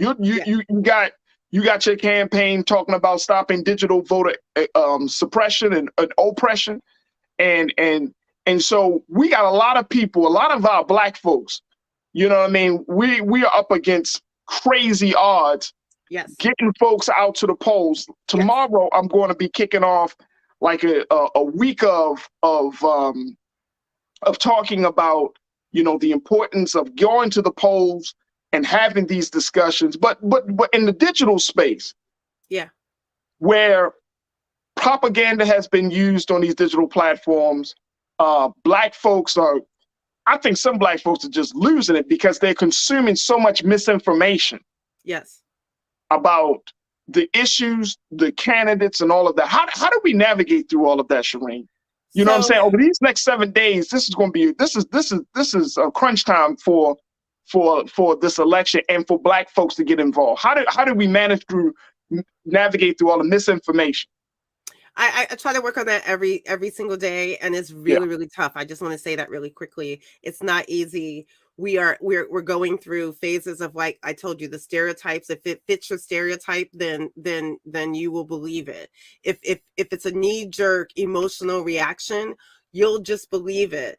And we still have to do a lot more work on our own to do our own research, and not these, you know, like what we just saw. Even Elon Musk participated in sharing a false narrative from a fake outlet. There are outlets out there pretending to be Black people, and we have to remind ourselves that that's possible. And we can't do this without each other, and understanding that we may all have different perspectives because we're not a monolith. But the one thing I keep trying to tell my people, if they working this hard to come get you and keep you from voting, you got masked men out here with guns trying to keep you from dropping off at a drop box to vote. Right. They're like, if like what we're listening to in the next couple of days about gerrymandering, Alabama is 27% Black, but they're telling us that we have to be represented as 14%. Why are they going to SCOTUS to make sure they don't have to fix Alabama for us to have the proper representation? Yeah. Sovereignty doesn't give us any of that. So I'm asking for us to pay close attention to anything that makes it look like we don't have the power to vote or change an election, because we've proven that that's false. Absolutely. Historically. Absolutely. And I'm so excited about the midterms, and which is why I wanted to use this platform to encourage people to go out and to do what you need to do to vote, learn about the system, learn as much as you can about the candidates, make sure that they align with your values and your beliefs and your interests, and making sure that we are putting out good information to people online. Because a lot of us be, restream it, resharing and retweeting and a lot of stuff. It just be like, man, this is old stuff, man. This is either old or it's not right. It's not historically accurate. I mean, there's just a lot out there. And I'm looking at states like Georgia, yes, where you got, we got our sister Stacey Abrams, you got Herschel Walker out there, Raphael Warnock and Val Demings. Well, I'm looking at my home state of Maryland, Wes Moore's running. I'm looking at California, Gavin Newsom. I'm looking at Florida, Ron DeSantis and his crazy ass.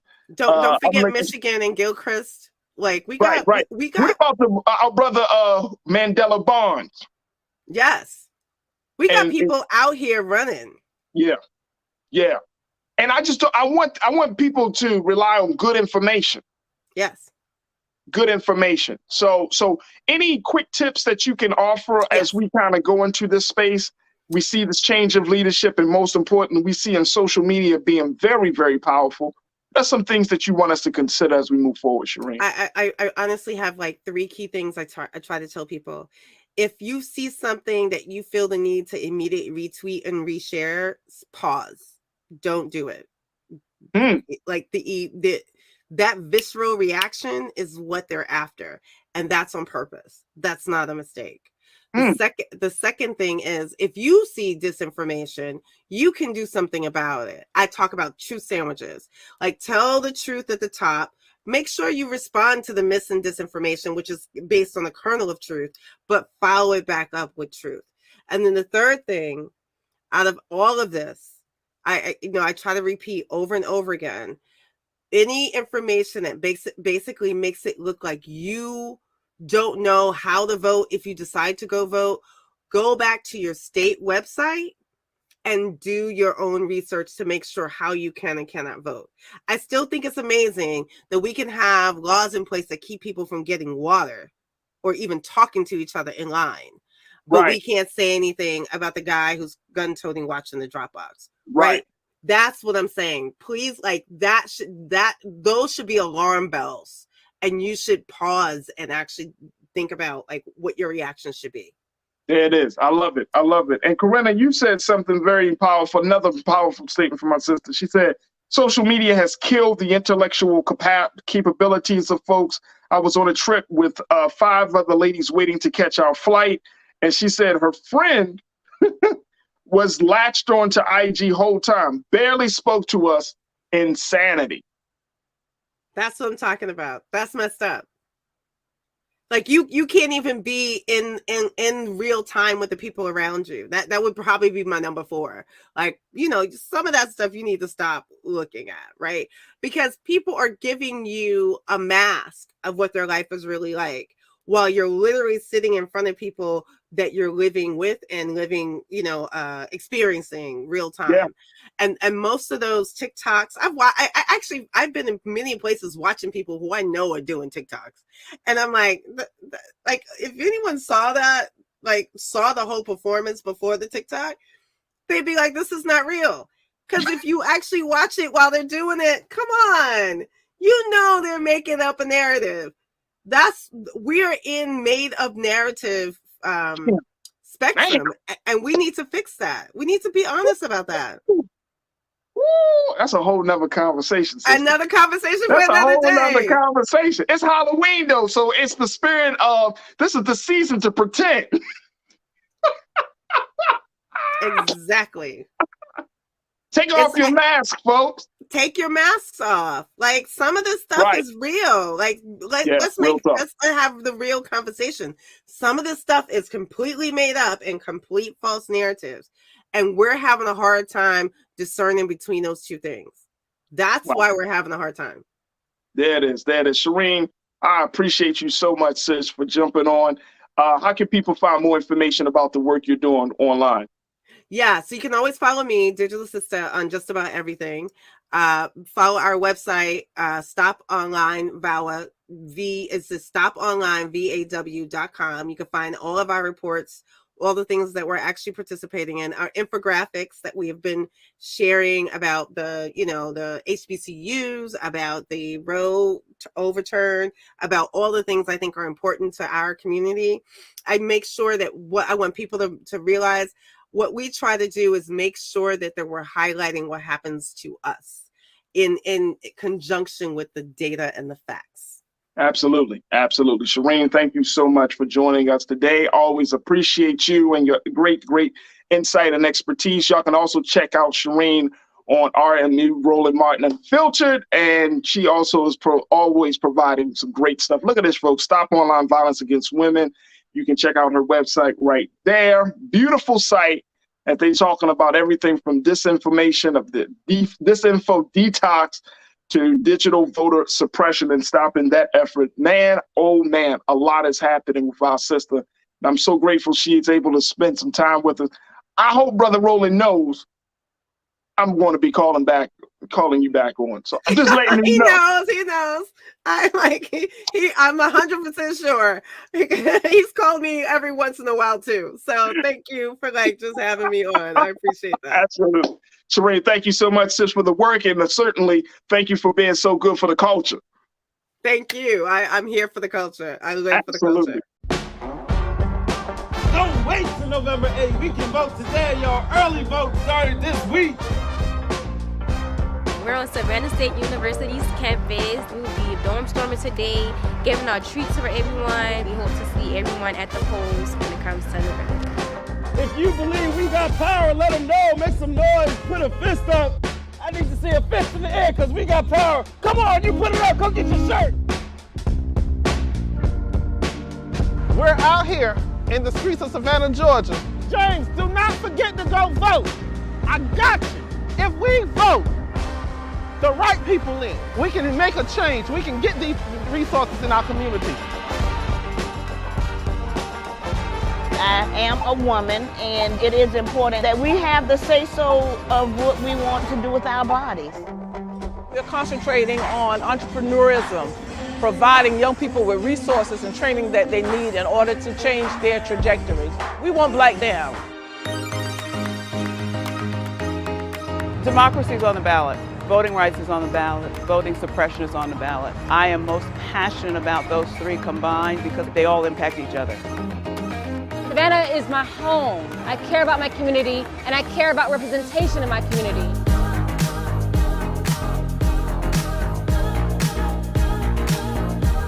Our voices are still going to be heard no matter what kind of obstacles try to come up against us to stop us from voting. We're still going to be standing our ground. I see the effort that's being made to keep our communities from voting. So that makes me realize it's even more important, because if it wasn't important, they wouldn't be fighting to make sure we couldn't vote. This doesn't stop this year. This is a forever movement. We're going to exert our power as a people, walk in our rightful place. We're going to change our communities, fight for our communities, and build our communities.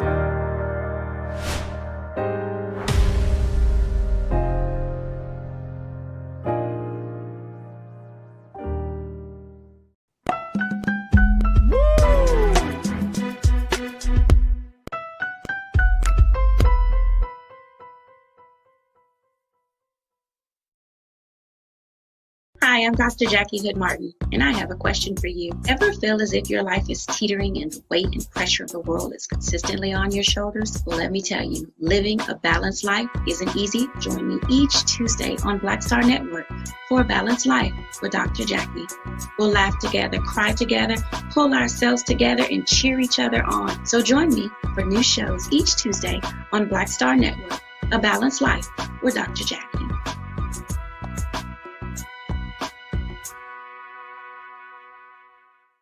When you talk about blackness and what happens in black culture, we're about covering these things that matter to us, speaking to our issues and concerns. This is a genuine people-powered movement. There's a lot of stuff that we're not getting. You get it, and you spread the word. We wish to plead our own cause. Too long have others spoken for us. We cannot tell our own story if we can't pay for it. This is about covering us. Invest in black-owned media. Your dollars matter. We don't have to keep asking them to cover our stuff. So please support us in what we do, folks. We want to hit 2,000 people, $50 this month, raise $100,000. We're behind 100,000, so we want to hit that. Y'all money makes this possible. Check some money orders. Go to P.O. Box 57196, Washington, D.C. 20037-0196. The Cash App is $RM Unfiltered. PayPal is R Martin Unfiltered. Venmo is RM Unfiltered. Zelle is Roland at RolandSMartin.com. Hatred on the streets, a horrific scene, a white nationalist rally that descended into deadly violence. White people are losing their damn minds. As an angry pro-Trump mob storms the U.S. Capitol, we're about to see the rise of what I call white minority resistance. We have seen white folks in this country who simply cannot tolerate black folks voting. I think what we're seeing is the inevitable result of violent denial. This is part of American history. Every time that people of color have made progress, whether real or symbolic, there has been what Carol Anderson at Emory University calls white rage as a backlash. This is the rise of the Proud Boys and the Boogaloo Boys. America, there's going to be more of this. Here's all the Proud Boys, guys. This country is getting increasingly racist in its behaviors and its attitudes because of the fear of white people. The fear that they're taking our jobs, they're taking our resources, they're taking our women. This is white fear.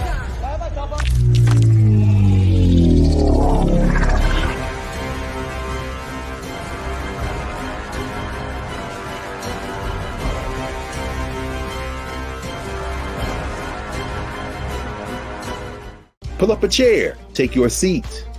The Black Tape with me, Dr. Greg Carr, here on the Black Star Network. Every week, we'll take a deeper dive into the world we're living in. Join the conversation only on the Black Star Network. Don't you think it's time to get wealthy?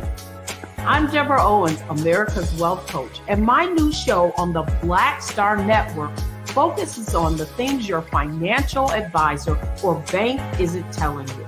So watch Get Wealthy on the Black Star Network.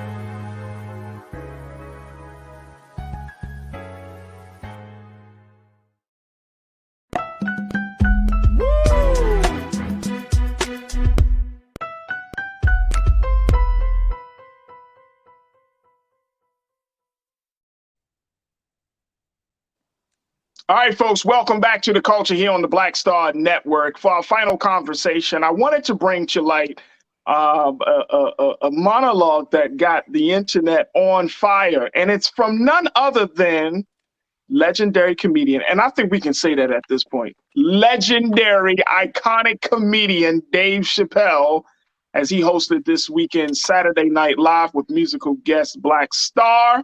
I know a Black Star. We're going to talk about that. But let me just say this very quick before we get into that conversation. Make sure y'all support us. Make sure y'all support us. Keenan, Ariel, let's throw that up there. Let them know how y'all can support Black Star Network. If you've been enjoying the discussion so far, we need your support right here. This is the type of support. This is the type of conversations. This is the type of talk that we have on this platform. Your support makes all the difference in the world, as Brother Roland said. So go to blackstarnetwork.com, support us, make sure you support us.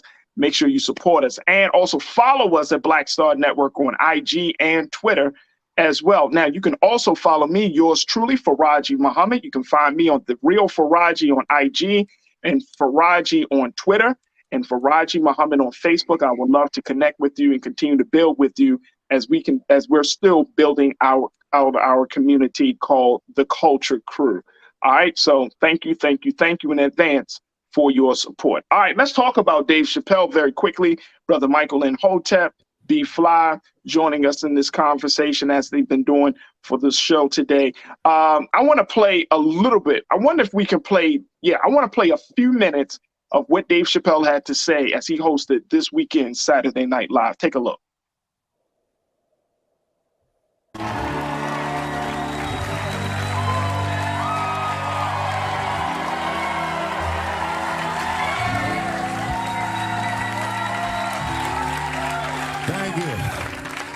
Thank you very much for being here. But before I start tonight, I just wanted to read a brief statement that I prepared.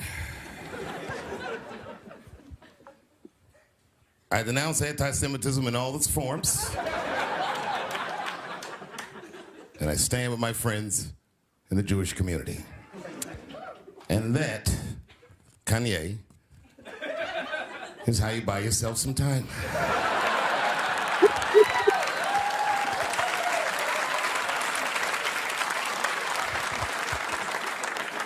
I gotta tell you guys, I've probably been doing this 35 years now. And early in my career, I learned that there are two words in the English language that you should never say together in sequence. And those words are the and Jews. I've never heard someone do good after they said that.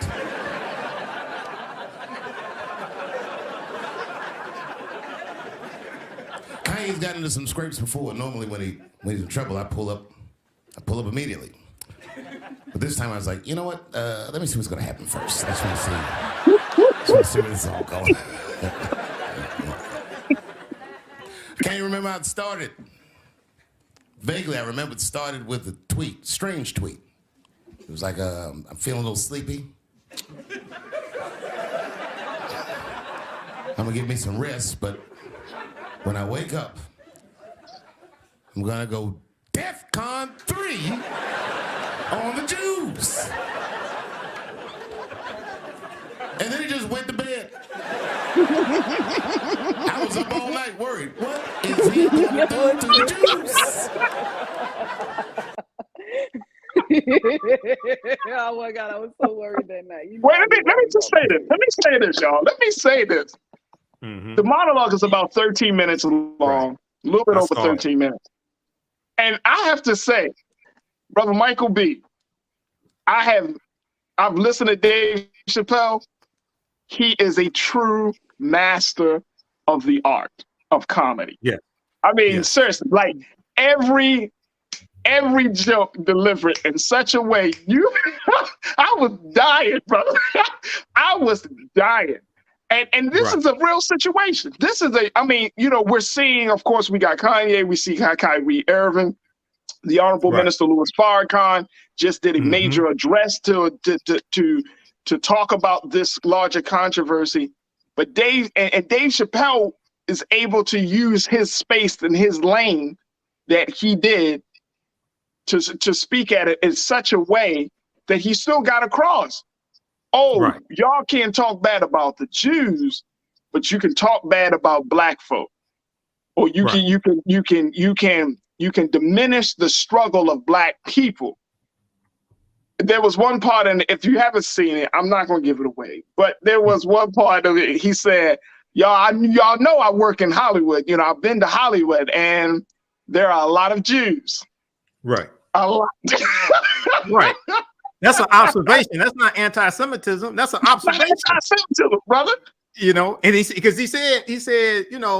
just because there's a lot of black people in Ferguson, he said that don't mean that they run the place. See, he was showing a comparison. So I watched the whole monologue. It's on Saturday Night Live's YouTube channel, so people can go watch it. It was brilliant, but at the same time, I was surprised SNL let him use the N-word more than once. Mm.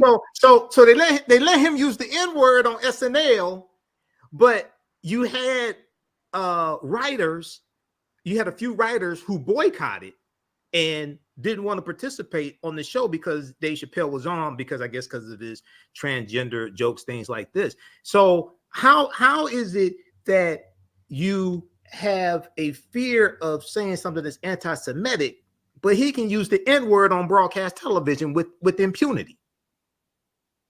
Right.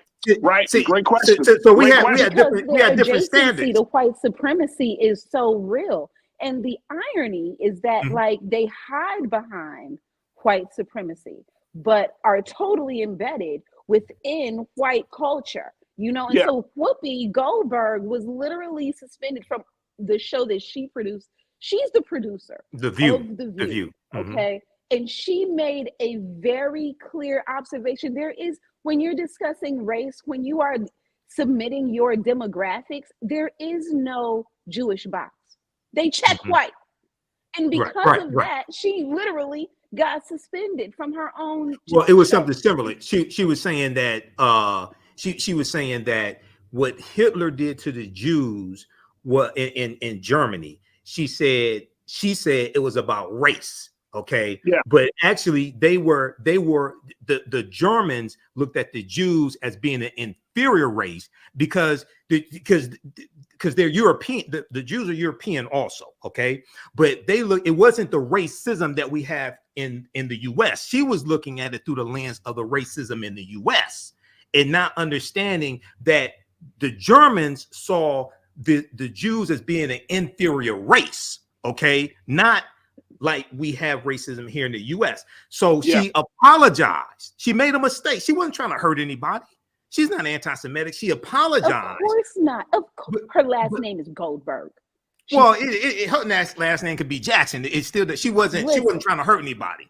Okay. But then to punish her, the head of ABC suspended her for 2 weeks, which is stupid. It's like treating her like a child.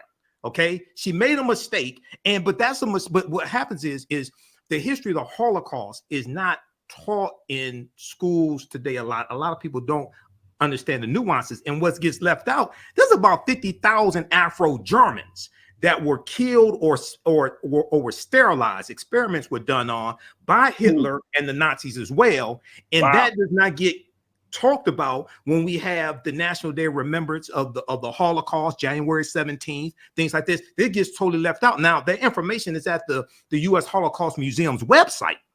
They have a whole section dealing with what was done to the Afro-Germans and how Afro-Germans were killed, etc. But when you have the commemorance, the National Day of Remembrance, okay, they don't bring that up. So we have to understand that history so we can force that conversation as well. Okay, so because you can't leave that out. Yes, we can talk about 6 million Jews. We can talk about the others, the Gypsies and the Romanians, things like this. But you can't leave out the Afro-Germans that were killed and sterilized also. So let's talk about does a skit, or not a skit, a monologue that Dave Chappelle performs, national audience, right? I mean, this is Saturday Night Live, but the content about anti-Semitic, I mean, people are laughing. It almost seems like people are laughing at Jewish people for being upset with Kanye, right? Or people are laughing at Jewish people. Does that, and the reason I think this is kind of interesting, but does that put it out there, like from Dave Chappelle's point of view, like, look, I'm going to show y'all the craziness, the foolishness of this whole situation, right? But does that kind of like water down the Jewish stance on this conversation? I'm gonna start with you with that one, Brother Michael. Well, here's the thing. If you have people who are less than 2% of the population, facts, and 6 million of them were at least 6 million of them were killed by the Nazis, and they flee to the US for refuge and things like this, right? And also at the same time, 2021, you had a huge 2020 and 2021, you had a huge increase in hate crimes as well as hate crimes against Jews. Okay, the Jewish community. Okay, so I can understand people have a heightened sense when it comes to hate speech and things like this. Okay. Kanye West, I don't think Kanye West is anti-Semitic. I don't think Kanye West hates Jews. He needs to take his medication, but I don't think he hates Jews. I wouldn't have made some of the comments that Kanye made because it can make you sound, it can make you sound stupid or something like that. But one of the things he said that did make sense and is factual was he showed the names of the heads of major studios in Hollywood, in media, things like this. Okay. Now, it's not anti-Semitic to say that they're Jews. I mean, it's factual. Okay. Now, I don't know. It may have been 25, 30 names. Okay. Now, I don't know in total how many media companies and Hollywood companies there are. Say there are 150. Okay. Right. If you got 40 that are headed by Jews, for you to say that's not anti-Semitic, it's factual.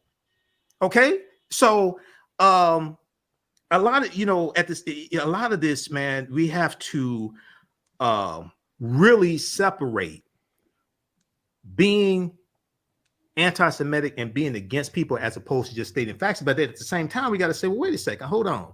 Now, if you putting out dehumanizing music about African Americans, because we're the only ones you could put out dehumanizing music about. Do you realize you can't make a song about killing dogs, but you can make a song about killing black people? We're the only ones that you can say anything you want to about. You can call us an N-word, dehumanizing names. So we got to go after, and I don't make a big distinction between white people and Jews because they're all Europeans to me. I don't have time to differentiate, okay? Right. They're all Europeans to me, and we're dealing with white supremacy. But if you're going to talk about anti-Semitism, then we got to talk about those in Europeans, period, who put out negative corporate-controlled hip-hop that dehumanize African people as well. We got to deal with all, bro. Hey, and that's the point. Hey, brother Michael, that's the nail on the head, brother. I mean, the head on the nail. That's the point. That at the end of the day, right? Saying that a certain group of people is overseeing certain institutions in Hollywood or in music or arts and entertainment, or even having a conversation. This is all truth. Here's the thing, folks. This is not made up. This is truth. This is truth, and we got to stand on truth, right? And I think that's the point. Let me take a quick comment from one of our online culture crew members, Marcus Atkins. Marcus, you said Chappelle basically said that Ye and Irving should have known the consequences of their actions, but at the same time, blacks should not be blamed of what happened in history. Yeah, that's something that Dave Chappelle was saying. He's saying, wait a second now. You can't blame Kyrie. He's talking about Kyrie Irving. He said you can't blame Kyrie for the Holocaust against Jews. And so once again, one of the things that we have to do, that the Jewish community does, is that when people say things that they perceive are negative about the Jewish community, they come out in full force. The ADL comes out in full force. We need to do the same thing. Okay. Right. That's a point. That's a point. It may be a lot of us not employed. Hey, look, here's the thing. Here's the other thing. And I'm sure Brother Michael and B, y'all will both appreciate this because y'all understand history. When I was listening to Minister Farrakhan giving his defense of Kanye and Kyrie, he said, Kyrie is a brother who's on a journey, who's trying to find himself. And in that pursuit, he is coming across information about history, right, and understanding where black folks, the relationship that black folks have had with the Jewish people. Now, the history speaks to the fact that during the transatlantic slave trade, Jewish people, this is not anti-Semitism, you can find this in the book, Jewish people were merchants. Jewish people were some of the ones who were able to capitalize off of our chattel slavery. Now, if we go, let's keep it a buck. The Nation of Islam put out a book called The Secret Relationship Between Blacks and Jews. Volume 1, Volume 2, and now Volume 3. All these 3 volumes are actually pieces that Jewish scholars have put together that the nation combined but these are writings from Jewish scholars about their own people. Look, this ain't anti-Semitism, this is facts. Right. So when we have these conversations, right, you have to look at the truth of a situation first before you just jumping into an emotional space and calling somebody anti-Semitic. Because guess what? Black folks have been called a lot of things except the child of God. Yep. And we got to take those hits. We take those hits from ourselves and we take those hits from other people. And at this point in time, enough got to be enough, man.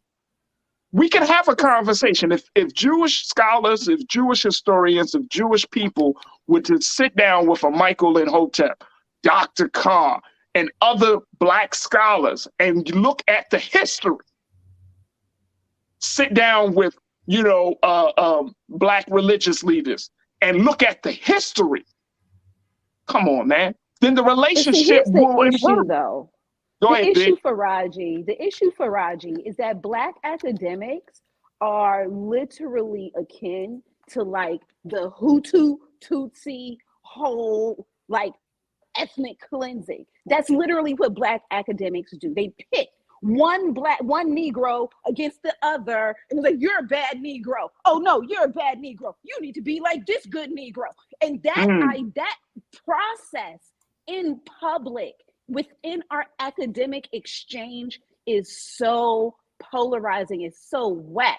It's so like it literally takes our sacred selves and diminishes ourselves in front of everyone.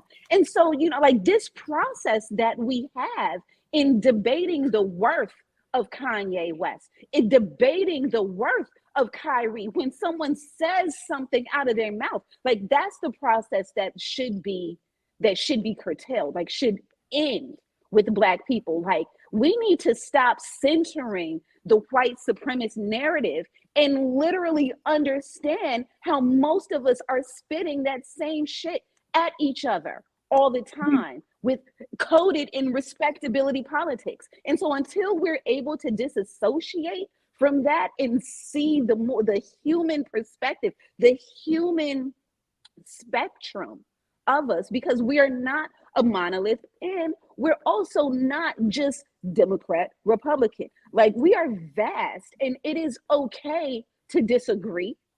It is okay to not bang with another person. You know what I'm saying? Like it's okay, like to not like your cousin. But what's not okay is for you to literally diminish your cousin and then get upset when someone else does. Like if you don't speak sacred of your cousin, then how is your enemy ever supposed to learn? And it's not even that they the enemy, they're the lesser. Like we're talking about the recessive. We're talking about the recessive versus the dominant. Like the dominant needs to understand how to actually conduct themselves with each other. You know what I'm saying? But that's not what's happening. Like, and so this Black academic conversation that keeps on diminishing Black bodies, Black minds, is literally the same shit that Bill Cosby did. And it's not okay. It's not okay. You know what I'm saying? And so that's why I stand up for Kanye every day, because at the end of the day, like, if I'm going to stand up for my brother, I'm going to stand up for Kanye. If I'm going to stand up for my man, I'm going to stand up for Kanye. You know what I'm saying? If I'm going to stand up for myself, then I'm going to stand up for him. You know what I'm saying? And especially if I'm going to go to war with the supremacy for each other, for us. So, you know what I'm saying? Like, I don't need to agree with all of my people in order to still ride for my people. No, when are we going to be able to actually like communicate like that and stand firm in that in public? So B-Fly, you're talking about African Americans in media, like I know Charles Barkley and others. You're talking about those who are putting down. I'm talking about the Black academics, Black media, Black watchers, Black social media. You're talking about them putting down Kanye? Talk, the entire conversation. And it's not, and we're using Kanye and Kyrie right now as examples, but every 5 years this happens. You know what I'm saying? Like, this is not the first time at the rodeo. This is not the first time Black people Right. have been divided as a family. You know what I'm saying? Like, So you're even saying they're when using you, them to chastise African Americans? Is that what you're saying? yes, it's the buck system. It's the Black buck system. Like, you can't get out of line. And the moment Oh, you get okay, out of okay. line, not only is the white supremacy Right. going to put you in place, but your people are going to be used to Okay. keep you in place also. And this Right. idea, this part is what diminishes the full value of us in the Afro future actually coming together to do a damn thing together. You know what I'm saying? Just very So quickly. go ahead, bro, Michael. Yeah, just very quickly. I posted about this on my fan page, the African History Network. He got like about 5,000 likes, something like this. I said, Kanye. I'm not a big fan of Kanye, but you know, even a broken clock is right twice a day. But that don't mean you should use that clock to tell time by. But Kanye did not lose one single sponsor when he said slavery sounded like a choice. He didn't lose Adidas. Okay, when he said that a few years ago, and I think it was 2018, when he said slavery sounded like a choice, he didn't lose a single sponsor. What he should have said was slavery was a choice for white people. White people chose to enslave Africans. White people chose to build ships. White people chose to take out insurance policies on those ships. White people chose to have insurance companies. They chose to auction us off, things like this. Slavery was a choice for white people. Okay, so that's what he should have said. Well, here's the thing about this. How do we get to a place as we wrap up the show? Because this is so big and this is an ongoing controversy right now.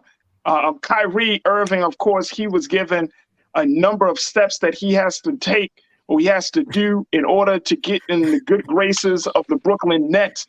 Some crazy. people are saying, and it's absolutely insane. It's crazy. Even though the New York Times posted, and I posted this on my story. The New York Times put it out there that he met with Commissioner Adam Silver, who runs the NBA. And Adam Silver, a Jewish man, said after conversations with Kyrie, I came to the judgment that Kyrie is not anti-Semitic. And guess what? I put that headline out there and I said, and asked the question, I wonder if this will make a difference. I wonder if this will make a difference. Say it again, please. If Black people don't have the economic power to be racist, then how the hell can Black people be anti-Semitic? Like, the conversation is juvenile. Like, it doesn't even make sense. You know what I'm saying? Like, the idea is phony, which tells me something else. You know, it tells me that the powers that be are literally in power based off of a lie. And as soon as that lie gets whispered, off with his head, off with his head. Like, at the end of the day, it's if we're going to legitimize this is 48 laws of power. Rule number 1, trying to outshine the master. And so if your master is a white supremacist Jew, then you can't, this person has to stay cloaked, because at the end of the day, they're not the majority. They're the vast minority. And so what happens when the double recessive actually loses power? They're afraid. You know what I'm saying? They're afraid that at the end of the day, Black people aren't true humanists. And I believe that we are. Oh, we definitely are. You know what I'm saying? So I don't believe that we're going to, given an opportunity, subjugate our now oppressors. Like, that's not how we're rooted on the inside. You know what I'm, and so, but that's the fear. That's the fear. And so whenever it's whispered,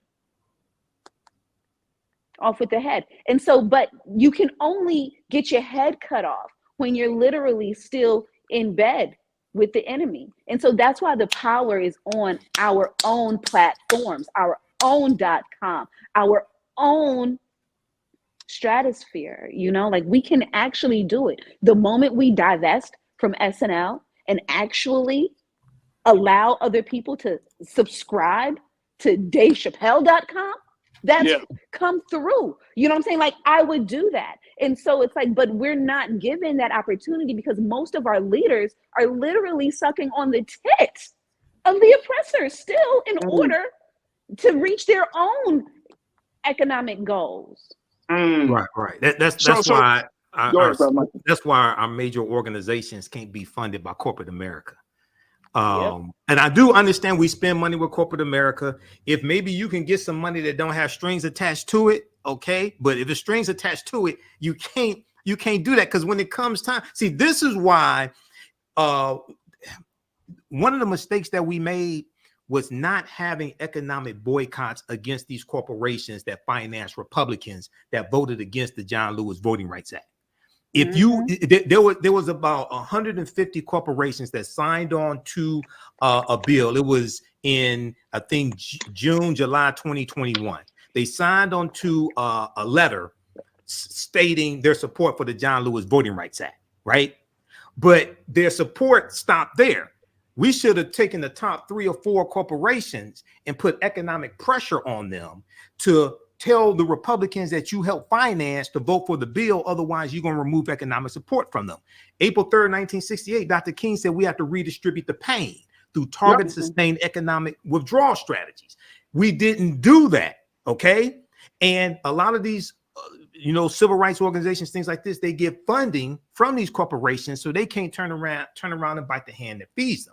That's why we got to have another force that can deal with corporations like that. We need like some Bumpy Johnsons. We need another force that can deal with them and push the other ones to the side. You may be good for, this over here. You don't use every tool for every job, but you got to have another force, another group that can deal with corporations and put pressure on them when the other ones will not, because they get funding from them. Hey, look, I'm convinced, Brother Michael B. I'm convinced. If Black folks follow the blueprint that the Jewish leaders and power brokers of this country move by, we'll have a different relationship, not just with the Jewish community. We'll have a different relationship with the whole world. I'm convinced of that.